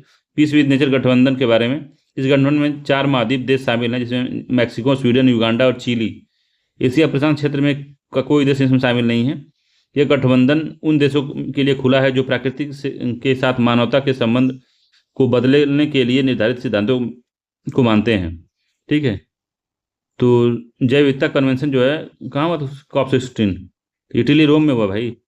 ये पीस विद द नेचर गठबंधन कोलंबिया के जैव विविधता कन्वेंशन के पक्षधरों के 16वें COP16 में इटली में ही इसका भी हुआ था। पीस विद द नेचर इसका गठबंधन हुआ था। ये भी जो है कन्वेंशन ऑफ बायोडाइवर्सिटी से संबंधित है। गंगा नदी डॉल्फिन की पहली बार टैगिंग हुई है। ठीक है। असम के प्रोजेक्ट डॉल्फिन के तहत टैगिंग पद्धति अपनाई गई है। टैगिंग में किसी जानवर की पहचान ट्रैकिंग के लिए डिवाइस, मार्कर या टैग लगाकर किया जाता है।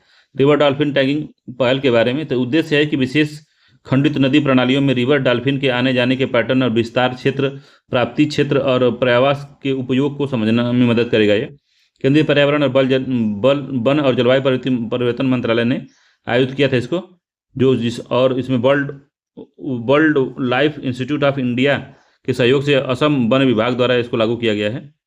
यह पहल का वित्त पोषण नेशनल कैंपा प्राधिकरण द्वारा किया गया। नेशनल कैंपा प्राधिकरण ने इसका पहल का जो है पैसा दिया इसमें। सांता एना पवन इंपॉर्टेंट है, कैलिफोर्निया में चलती है। तो हाल ही में कैलिफोर्निया के मालिबू में लगी आग को सांता एना पवन और जलवायु परिवर्तन से जोड़ा गया है। सांता एना पवन जो है ये ग्रेट बेसिन में रॉकी पर्वत और सियरा नेवादा के बीच क्षेत्र में उच्च दाब और कैलिफोर्निया तट के निम्न दाब के बीच अंतर के कारण बहती है। चक्रवात निम्न दाब वाले क्षेत्र के चारों ओर वायुमंडलीय विक्षोभ के कारण उत्पन्न होता है।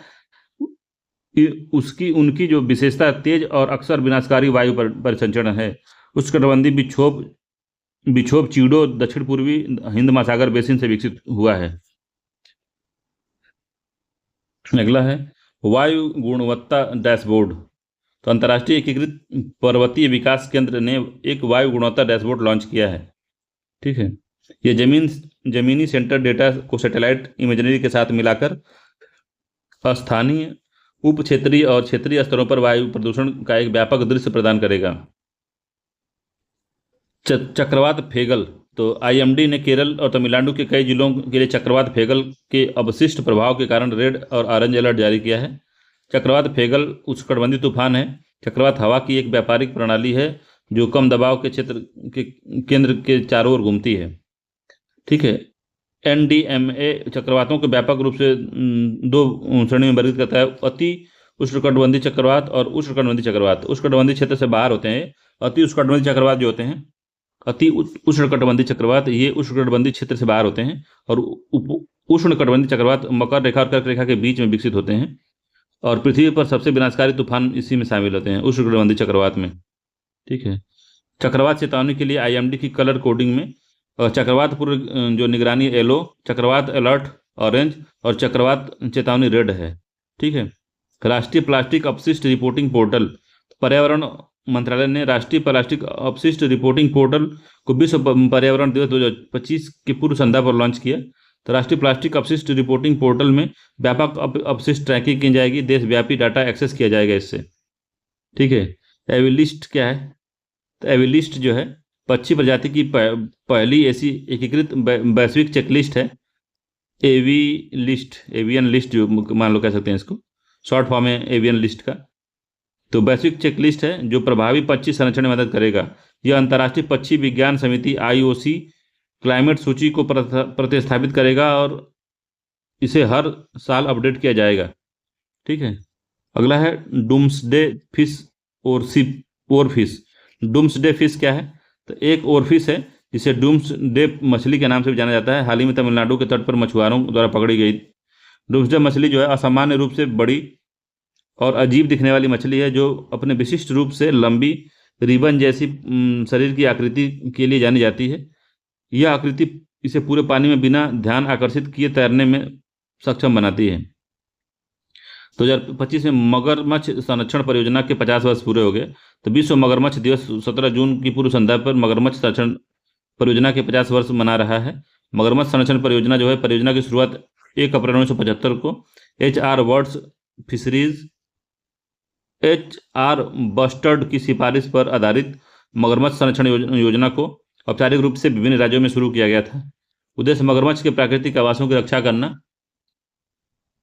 कैप्टिव ब्रीडिंग के माध्यम से उनकी संख्या में तेजी से सुधार करना, तकनीकी और वित्तीय सहायता से भारत सरकार के माध्यम से इसको दिया जाता है, जो कि UNDP और UF से, भारत सरकार के माध्यम से UNDP और UF से दिया जाता है तकनीकी और वित्तीय सहायता।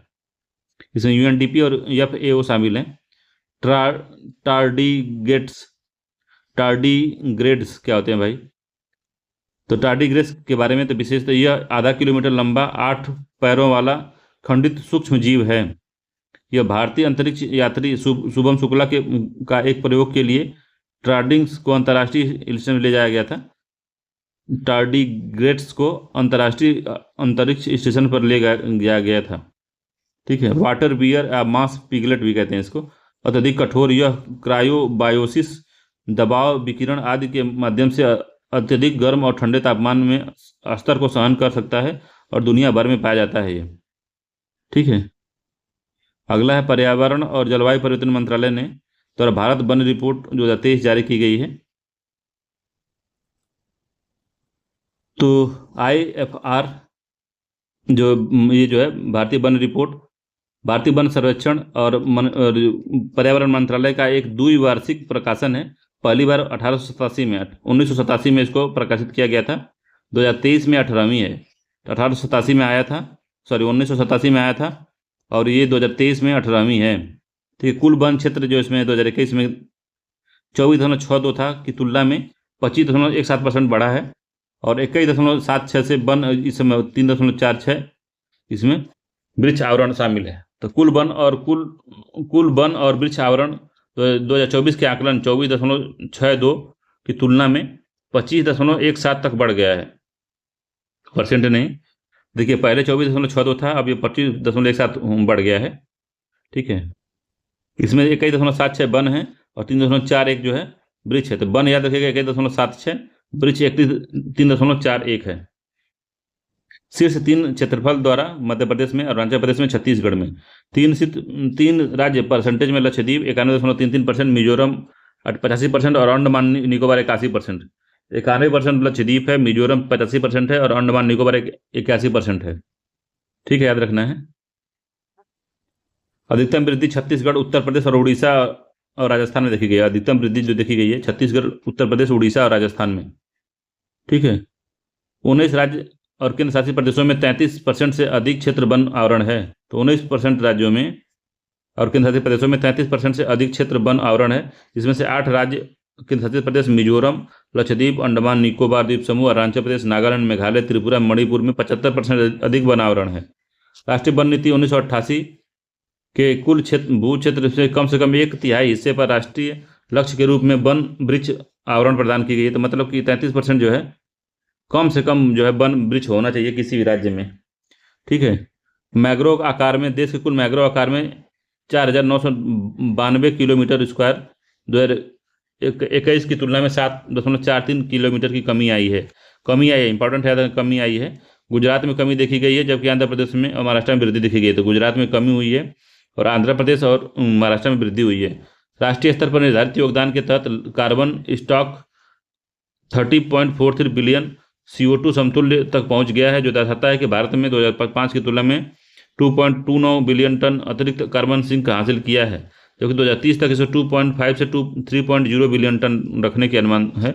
बांस वाला क्षेत्र का विस्तार, तो बांस वाले क्षेत्र का विस्तार मतलब 1,54,675 किलोमीटर स्क्वायर अनुमानित है। यहाँ 2021 की तुलना में 5,227 किलोमीटर की वृद्धि दिखाया गया है इसमें। ठीक है, बांस वाले क्षेत्र में। भारतीय तटरेखा के जो पुनर्गणना हो गई है, तो कोस्टल एरिया का, तो 48% की वृद्धि दर्शा रहा है। ठीक है, तो भारतीय तटरेखा पुनर्गणना के दौरान पाया गया कि भारत की तटरेखा 1970 में 7,516 किलोमीटर से बढ़कर 2023-24 में 11,098 किलोमीटर हो गई है, जो कि 53 वर्षों में 48% की वृद्धि दर्शा रहा है। राष्ट्रीय समुद्र सुरक्षा समन्वय द्वारा स्थापित भारत की समुद्री मापन की एक नई पद्धति के कारण यह वृद्धि हुई है। पुनर्गणना की इस विधि में पुरानी विधियों में जमीन से सीधे सीधे रेखा दूरी का उपयोग किया जाता था, के विपरीत खाड़ियों मुहाने इनलेट जैसी जटिल तटीय संरचनाओं की भी माप इसमें शामिल कर जा रही है। जैसे पहले था कि इतना अगर नापना था तो ऐसे नाप देता था, इस तरह से ये सीधी रेखा में करके नाप लेगा इतना है, और अब क्या है, नापा जाता है इस तरह से नापा जा रहा है, घुस घुस के अंदर इसके नापा जा रहा है। जैसे कि इसमें पे जाएगा, फिर इसमें अंदर घुसेगा, फिर यहाँ से जहाँ जहाँ कटा है उसके अंदर न जा जाके नाप रहा है। तो इस वजह से जो है 11,098 हो गया। पहले 7,516 था, अब 11,098 किलोमीटर तक हो गया है। ठीक है, याद रखिएगा, इंपॉर्टेंट है। तो गुजरात तट सबसे लंबी तट रेखा वाला राज्य है कि अपना स्थान बनाए रखा है, जब उसके बाद तमिलनाडु का स्थान आता है, जिसमें जिसे ने आंध्र प्रदेश को पीछे छोड़ दिया। तो देखिए, पहले है गुजरात, फिर है तमिलनाडु, फिर आंध्र प्रदेश है। ठीक है, ये पूरा मामला है। अगला है खेल और पुरस्कार। तो खेल और पुरस्कार देख लेते हैं। तो पहला है कि पद्म पुरस्कार 2025 को दिया गया है। तो गृह मंत्रालय के गणतंत्र दिवस पर पद्म पुरस्कार 2025 घोषणा की। पद्म विभूषण 7 व्यक्तियों को दिया गया। पहला है श्री दुब्बुर नागेश्वर रेड्डी चिकित्सा में, सेवानिवृत्त न्यायमूर्ति श्री जगदीश सिंह खेहर को सार्वजनिक मामले में, श्रीमती कुमुदिनी रजनीकांत लाखिया को कला में दिया गया है, श्री लक्ष्मी नारायण सुब्रमण्यम कला के क्षेत्र में, श्री A.T. वासुदेवन नायर मरणोपरांत साहित्य के क्षेत्र में, और श्री ओसासु सुजुकी मरणोपरांत व्यापार और उद्योग में, श्री शारदा सिन्हा को मरणोपरांत कला में दिया गया है। पद्म विभूषण 7 व्यक्तियों को दिया गया। पद्म भूषण जो 19 व्यक्तियों को दिया गया। पद्म श्री 113 व्यक्तियों के लिए दिया गया है। इसकी घोषणा प्रत्येक वर्ष गणतंत्र दिवस के अवसर पर की जाती है। पद्म विभूषण 7 व्यक्तियों को, पद्म भूषण 19 व्यक्तियों को, पद्म श्री 113 व्यक्तियों को दिया गया है। राष्ट्रीय खेल पुरस्कार, तो हाल ही में राष्ट्रीय खेल पुरस्कार 2024 प्रदान किया गया है। तो राष्ट्रीय खेल पुरस्कार 6 श्रेणियों में दिया जाता है। मेजर ध्यानचंद खेल रत्न पुरस्कार पहला श्रेणी है, 1991 से 92 में शुरू हुआ था। 4 वर्ष की अवधि में खेलों में उत्कृष्ट प्रदर्शन के लिए दिया जाता है। अर्जुन पुरस्कार 1961 में 4 वर्षों की अवधि में निरंतर अच्छे प्रदर्शन के लिए। द्रोणाचार्य पुरस्कार भारत के प्रशिक्षकों के लिए सर्वोच्च खेल सम्मान है। मेजर ध्यानचंद पुरस्कार 2002 में शुरू किया गया था। खेल में आजीवन उपलब्धियों के लिए दिया जाता है। राष्ट्रीय खेल प्रोत्साहन पुरस्कार 2009 में पुरस्कार पिछले 3 वर्षों में खेले गए प्रोत्साहन और विकास के क्षेत्र में महत्वपूर्ण योगदान निभाने के लिए दिया जाता है। संगठनों, निजी, सार्वजनिक या व्यक्तियों को भी प्रदान किया जाता है। मौलाना अबुल कलाम आजाद ट्रॉफी 1956-57 में, यह पुरस्कार किसी संस्थान, विश्वविद्यालय की पिछड़े 1 वर्ष में के अंतर विश्वविद्यालय प्रतियोगिता में उत्कृष्ट प्रदर्शन के लिए दिया जाता है। राष्ट्रीय खेल पुरस्कार, युवा मामले के खेल मंत्रालय ने राष्ट्रीय खेल पुरस्कार 2014-24 घोषणा की, जिसमें राष्ट्रपति द्वारा प्रदान किया जाएगा इसको। तो मेजर ध्यानचंद पुरस्कार में, जिसको खेल रत्न पुरस्कार भी कहते हैं, श्री डी गुकेश को मिला है शतरंज के लिए, श्री हरमप्रीत सिंह को हॉकी के लिए, श्री प्रवीण कुमार को पैरा एथलीट के लिए, और सुश्री मनु भाकर को निशानेबाजी के लिए दिया गया है। तो 4 यहाँ से मिल गया। ठीक है, द्रोणाचार्य पुरस्कार दिया गया किसको? तो द्रोणाचार्य पुरस्कार दिया गया है नियमित श्रेणी में श्री सुभाष राणा को दिया गया है। सुश्री दीपाली देश पांडे को शूटिंग में, ये भी पैरा शूटिंग है, सुभाष राणा। और श्री संदीप सागवान को दिया गया हॉकी के लिए। आजीवन श्रेणी में Shri L Muralidharan badminton, Shri Armando Agrego Colaco football के लिए दिया गया इनको। लाइफ टाइम अचीवमेंट श्रेणी में अर्जुन पुरस्कार जो दिया गया है श्री सच्चा सिंह को एथलीट हैं, श्री मुरली कांत राजाराम पटेकर को पैरा तैराकी में दिया गया है। अगला राष्ट्रीय डोपिंग एजेंसी नाडा। तो नाडा इंडिया में एक क्लीन स्पोर्ट इकोसिस्टम के निर्माण के लिए एक महत्वपूर्ण राष्ट्रीय सम्मेलन का आयोजन किया है नाडा ने। इसका मुख्यालय, इसका जो मंत्रालय है युवा मंत्रालय और खेल मंत्रालय के अंतर्गत स्वायत्त निकाय है। इसका उद्देश्य है भारत में खेलों में डोप मुक्त माहौल निर्माण करना, निष्पक्ष खेल को बढ़ावा देना। नाडा इंडिया में डोपिंग रोधी कार्यक्रम को लागू करता है और विश्व डोपिंग रोधी संहिता 2011 के अनुरूप है। ठीक है, क्या देखिएगा राष्ट्रमंडल खेल 2026। तो हाल ही में राष्ट्रमंडल खेल 2026 का संस्करण का अनावरण किया गया है। ग्लासगो में आयोजित होंगे ये खेल। केवल 10 खेलों को शामिल किया गया इसमें। राष्ट्रमंडल खेल 2022 खेल में भारत ने 12 खेलों में पदक जीता था। उसमें 6 खेलों 2006 संस्करण में हटा दिया गया है। तो भारत ने 12 खेलों में पदक जीता था, जिसमें 6 खेल को हटा दिया गया 2016-26 में। 6 खेलों 2012 में भारत के कुल 61 पदक और 30 पदक शामिल थे। तो इन 6 खेलों में इन खेलों ने 2022 में भारत के 61 पदकों से 30 पदक दिलाए थे। Badminton, cricket, hockey, squash, table tennis और कुश्ती शामिल है इसमें। तो बैडमिंटन है, क्रिकेट है, हॉकी है, स्क्वैश है, टेनिस है और कुश्ती से इसमें शामिल किया गया है। खेलो इंडिया जल खेल। तो डल झील में पहली बार खेलो इंडिया जल खेलों का मेजबानी कर रहा है। डल झील के बारे में, यह झील जम्मू कश्मीर शहर से पूर्वी भाग में झेलम नदी के दाहिने किनारे पर अवस्थित है। व्यक्तित्व या पर्सनालिटी, तो श्री अरविंदो घोष। श्री अरविंदो प्रधानमंत्री ने श्री अरविंदो को उनकी जयंती के अवसर पर श्रद्धांजलि दी। अरविंदो घोष 15 अगस्त 1872 से 15 अगस्त 1950 में जन्मे थे। जन्म उनका कोलकाता में हुआ था। भारतीय राष्ट्रीय कवि, दार्शनिक और योगी व्यक्ति थे। उनका योगदान था यह युवा क्लब अनुशीलन समिति के संरक्षण, युवा क्लब अनुशीलन समिति के संस्थापक सदस्यों में एक था। ठीक है, उनका योगदान था कि ये अरविंदो घोष जो है अनुशीलन समिति के संस्थापक सदस्यों में से एक थे। अलीपुर बम के केस 1908 में सिलसिले में गिरफ्तार किया गया था। उनका संबंध युगांतर, वंदे मातरम, कर्मयोगी जैसे पत्रिका से संबंधित थे। 1929 में पांडुचेरी में श्री अरविंदो का आश्रम 1926 में पांडुचेरी में श्री अरविंदो आश्रम की स्थापना किए। उन्होंने आध्यात्मिक राष्ट्रवाद की अवधारणा पर बल दिया और एकात्म योग प्रणाली की संकल्पना प्रस्तुत की। पुस्तक थी the life divine Savitri, essay on Gita, the synthetic of yoga, the synthesis of yoga, defence of Indian culture, ये सब इन्होंने लिखा था श्री अरविंदो घोष ने। मैडम भीकाजी कामा 1866 में जन्मी थी और 1936 तक चली थी। प्रख्यात क्रांतिकारी और स्वतंत्रता सेनानी मैडम भीकाजी कामा को उनकी पुण्यतिथि 13 अगस्त पर देश भर में याद किया गया उनको।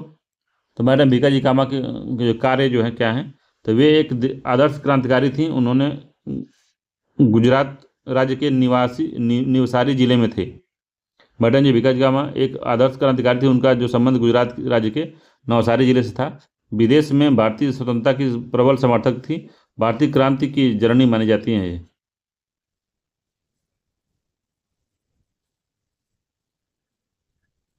भारतीय क्रांति की जननी किसको कहा गया? तो मैडम भीकाजी कामा को।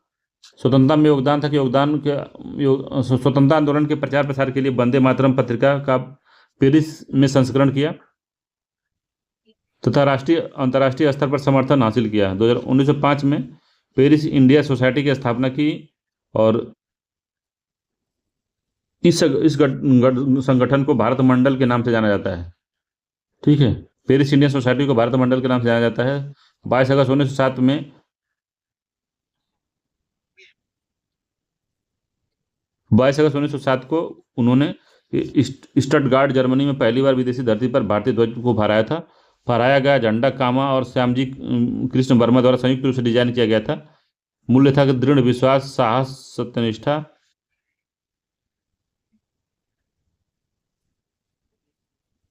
राष्ट्रवाद आदि में दिया जाता है। ठीक है, अगला है रानी चेन्नप्पा है। 1778 से 1829 तक ये थी। 23 अक्टूबर 1824 को रानी चेन्नप्पा ने ब्रिटिश शासन के खिलाफ एक ऐतिहासिक जीत हासिल की। 200वीं वर्षगांठ के उपलक्ष्य में एक स्मारक टिकट जारी किया गया। इनका जन्म कर्नाटक के बेलगामी जिले में काकाती गांव में हुआ था। रानी चेन्नप्पा ब्रिटिश औपनिवेशिक भारत के शासन के खिलाफ पहला भारतीय सशस्त्र विद्रोह किया था इन्होंने। महिलाओं के नेतृत्व में सबसे शुरुआती उपनिवेश विरोधी संघर्ष में से एक है ये। ठीक है। 1824 में हुई पहली लड़ाई में ब्रिटिश हार गए थे, लेकिन बाद में रानी चेन्नप्पा को पकड़ लिया। राजा राज चोल 985 ईस्वी से 1041 ईस्वी तमिलनाडु के तंजावुर में सादया बीड़ा के दौरान प्रसिद्ध चोल सम्राट राज चोल की जयंती मनाई गई। सधाया बीड़ा उत्सव तमिल माह अयिप्पासी में मनाया जाता है। यह बृहदेश्वर मंदिर में अक्टूबर के मध्य से नवंबर के मध्य चलाया जाता है। राजा चोल के बारे में अरुमोलीवर्मन शासनकाल के दौरान चोल शक्ति अपने चरम पर थी। अरुमोलीवर्मन राजा राज प्रथम की उपाधि थी। अरुमोलीवर्मन कालूर सईल के नौसेना युद्ध में राजा राम ने चेर शासक भास्कर रवि वर्मन को पराजित कर दिया था। तो कंडालूर सलई के नौसैनिक युद्ध में राजा राज ने चेर शासक भास्कर वर्मन को पराजित कर दिया था। श्रीलंका पर भी आक्रमण किए थे इसने। राजा राज चोल ने श्रीलंका पर आक्रमण किया था। राजा राज ने मालदीव पर भी विजय प्राप्त की थी।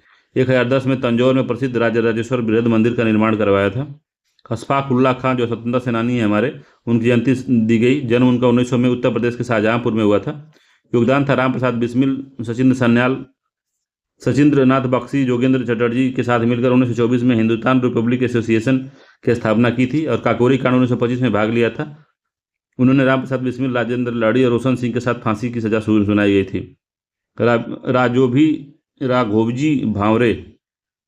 भांगरे जनजातीय कार्य मंत्रालय ने राघोजी भांवरे को श्रद्धांजलि अर्पित की। राजोगी भांगरे 1805 से 1848 में वे आदिवासी क्रांतिकारी सेनानी थे। जन्म महाराष्ट्र के अहमदनगर जिले के देवगांव में कोली समुदाय में हुआ था। उनके पिता रामजी राव भांगरे ने साहिकार और ब्रिटिश शासन के खिलाफ विद्रोह किया और कोली विद्रोह के नाम से जाना जाता है। कोली विद्रोह। तो राघोजी भांगरे कोली विद्रोह संबंधी थे। रामजी राव जो भांगरे के बाद सेलूर जेल में फांसी दी गई थी इनको। रामजी राव भांगरे को बाद में सेलूर जेल में फांसी दी गई थी। इनका मुख्य योगदान राघोजी भांगरे ने शोषक साहूकारों और औपनिवेशिक शासन के खिलाफ कोली समुदाय का नेतृत्व किया था। 1887 में लेफ्टिनेंट गेल ने पढ़रपुरा में पकड़ लिया और उन्हें फांसी दे दी। सिद्धू मुर्मू, हाल ही में देशवासियों ने सिद्धू मुर्मू उनके भाई कान्हू मुर्मू की पुण्यतिथि में याद किया। तो सिद्धू मुर्मू के बारे में, सिद्धू और कान्हू मुर्मू संथाल जनजाति के नेता थे। संथाल विद्रोह 1855-56 भारत का पहला किसान आंदोलन माना जाता है। इसका नेतृत्व चांद और बैरव के साथ सिद्धू और कान्हू मुर्मू ने किया था।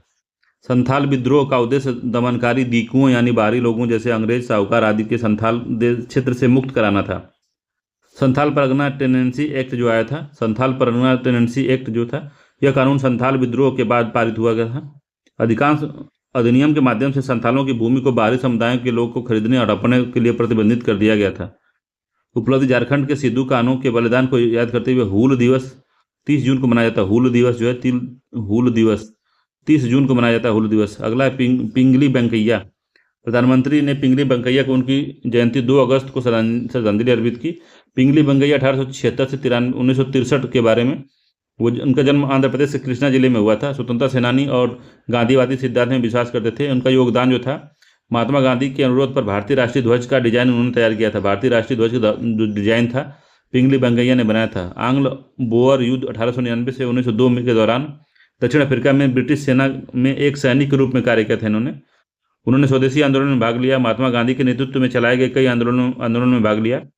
साहित्य कृतियां थी। 1916 में भारत देशनिकी ओका जातीय पताकम, तो भारत का राष्ट्रीय ध्वज, भारत देशनिकी ओका जातीय पताका, भारत का राष्ट्रीय ध्वज साहित्य कृति थी इनकी। उन्होंने पत्थी, कॉटन, बंकैया और झंडा ध्वज बंकैया सहित कई अन्य उपाधि इनको दी गई थी। अगला लोकमान्य तिलक बाल गंगाधर तिलक 23 जुलाई 1856 से 1 अगस्त 1920 में तक ही थे। लोकमान्य तिलक के बारे में, महाराष्ट्र के रत्नागिरी जिले में इनका जन्म हुआ था। विद्वान और दार्शनिक और राष्ट्रवादी थे। प्रमुख कार्य स्वराज स्वराज का समर्थन किया इन्होंने। पूर्ण स्वतंत्रता की मांग करने वाले नेताओं में से एक थे। 1916 में बेलगामी होम रूल लीग की स्थापना की थी इन्होंने। बेलगामी में होम रूल लीग की स्थापना की थी। एनी बेसेंट ने भी अपनी एक अलग होम रूल स्थापित की थी। 2 समाचार पत्र केसरी मराठी भाषा में और द मराठा था अंग्रेजी भाषा में इन्होंने संपादन किया था। शहीद उधम सिंह 1999 से 1940 ईस्वी में, तो 31 जुलाई को शहीद उधम सिंह का शहादत दिवस मनाया गया। 31 जुलाई को इनका जन्म संगरूर जिले पंजाब में हुआ था। वे भगत सिंह से अत्यधिक प्रभावित थे। जलियांवाला बाग नरसंहार 1919 को आंखों से देखा था और उसके प्रतिशोध लेने के लिए शपथ ली थी। प्रमुख योगदान इनका था गदर पार्टी के हिस्से के रूप में शिकागो में आज़ाद पार्टी की स्थापना की। 13 मार्च 1940 में इन्होंने माइकल ओडायर गोली मारकर हत्या कर दी। ओडायर उस समय पंजाब का लेफ्टिनेंट गवर्नर था जब जलियांवाला बाग हुआ था। अगला शिवराम हरि राजगुरु, महान भारतीय स्वतंत्रता सेनानी शिवराम राजगुरु की 116वीं जयंती 24 अगस्त को याद किया गया। शिवराम हरि राजगुरु के बारे में, इनका जन्म पुणे में हुआ था, खेड़ गांव में। वे Hindustan socialist republic association HSRA के प्रमुख सदस्य थे। योगदान था सुखदेव और भगत सिंह के साथ मिलकर लाला लाजपत राय की नृशंस हत्या का प्रतिरोध लेने के लिए 1828 में ब्रिटिश अधिकारी जॉन सैंडर्स की हत्या में साजिश में भाग लिए थे इन्होंने। उनकी शहादत को श्रद्धांजलि देने के लिए 23 मार्च को शहीद दिवस मनाया जाता है। ठीक है। भगत सिंह, तो शहीद भगत सिंह को उनकी जयंती के अवसर पर याद किया गया। शहीद भगत सिंह 1907 से 1931 के बीच में, उनका जन्म लायपुर पश्चिम बंगाल भारत और पाकिस्तान में चला गया में हुआ था। वे क्रांतिकारी समाजवाद, मार्क्सवाद और साम्यवाद के आदर्श से प्रभावित थे। 1926 में नौजवान भारत सभा की स्थापना की। नौजवान भारत सभा 1926 में स्थापना की। हिंदुस्तान रिपब्लिक एसोसिएशन का नाम बदलकर हिंदुस्तान सोशलिस्ट रिपब्लिक एसोसिएशन कर दिया। 1929 में बुटकेश्वर दत्त के साथ मिलकर दिल्ली सेंट्रल लेजिस्लेटिव असेंबली में बम फेंका ताकि सेफ्टी बिल और ट्रेड डिस्प्यूट का विरोध किया जा सके। इस दौरान उन्होंने इनकलाब जिंदाबाद का नारा भी दिया था। रचनाएं थे मैं नास्तिक हूं, इनकी रचना थी। द जेल नोटबुक भी इनकी रचना है। ठीक है। तिरुवल्लुर, तो हाल ही में संयुक्त राज्य अमेरिका ने ह्यूस्टन विश्वविद्यालय में तमिल अध्ययन के लिए तिरुवल्लुर पीठ की स्थापना की। तिरुवल्लुर के बारे में, उन्हें बल्लूर के नाम से भी जाना जाता है। एक महान तमिल कवि और दार्शनिक थे। जन्म मदुरै पांड्य शासकों की राजधानी में हुआ था। थिरुकुरल पवित्र पद, उन्होंने दोहा का एक संग्रह जो नैतिकता, राजनीतिक, अर्थव्यवस्था और प्रेम पर आधारित था, थिरुकुरल की रचना की थी इन्होंने। इसमें 133 अध्याय में विभाजित है। कुल 1330 दोहे हैं इसमें। 133 अध्याय हैं, 1330 दोहे हैं। थिरुकुरल के अध्यायों को आरम धर्म, पोरुल धन, कामम प्रेम के वर्गीकृत किया गया है। मानता है कि तमिलनाडु में 15 से 16 जनवरी को तिरुवल्लुर दिवस मनाया जाता है। ठीक है। अगला श्रीकांत शंकर देव। असम सरकार ने श्रीकांत शंकर देव पीठ स्थापित करने के लिए विश्व भारती विश्वविद्यालय के साथ समझौता पर ज्ञापन हस्ताक्षर किया है। इनका जन्म असम के नागगांव जिले में स्थित अलीपुखुरी में हुआ था। अलीपुखुरु, वे एक संत, विद्वान, बहुज्ञ और सामाजिक धार्मिक सुधारक थे। प्रमुख योगदान था वैष्णववाद के प्रचार के रूप में इन्होंने काम किया, जिसे एक शरण हरि नाम धर्म कहा था। ठीक है। उन्होंने धार्मिक पंथ पूरी तरह से एकेश्वरवाद पर आधारित था। उन्होंने एक सत्र नामक अद्वितीय वैष्णववाद मठ की स्थापना की थी। ठीक है। संगीत के नए रूप, बोर गीत, नाट्य प्रदर्शन, अंकिया नाट, भावना, नृत्य सतरिया, साहित्य ब्रजावली, साहित्य रचनाओं में भक्ति प्रदीप, भक्ति रत्नाकर, कीर्तन घोष की रचना की थी इन्होंने। ठीक है। तो ये हमारा जो महत्वपूर्ण जो हमारे व्यक्तित्व थे उनके बारे में देख लिया है। तो ये करंट अफेयर्स पूरा था। चलिए हम लोग मिलते हैं किसी अगले वीडियो में, तब तक के लिए धन्यवाद।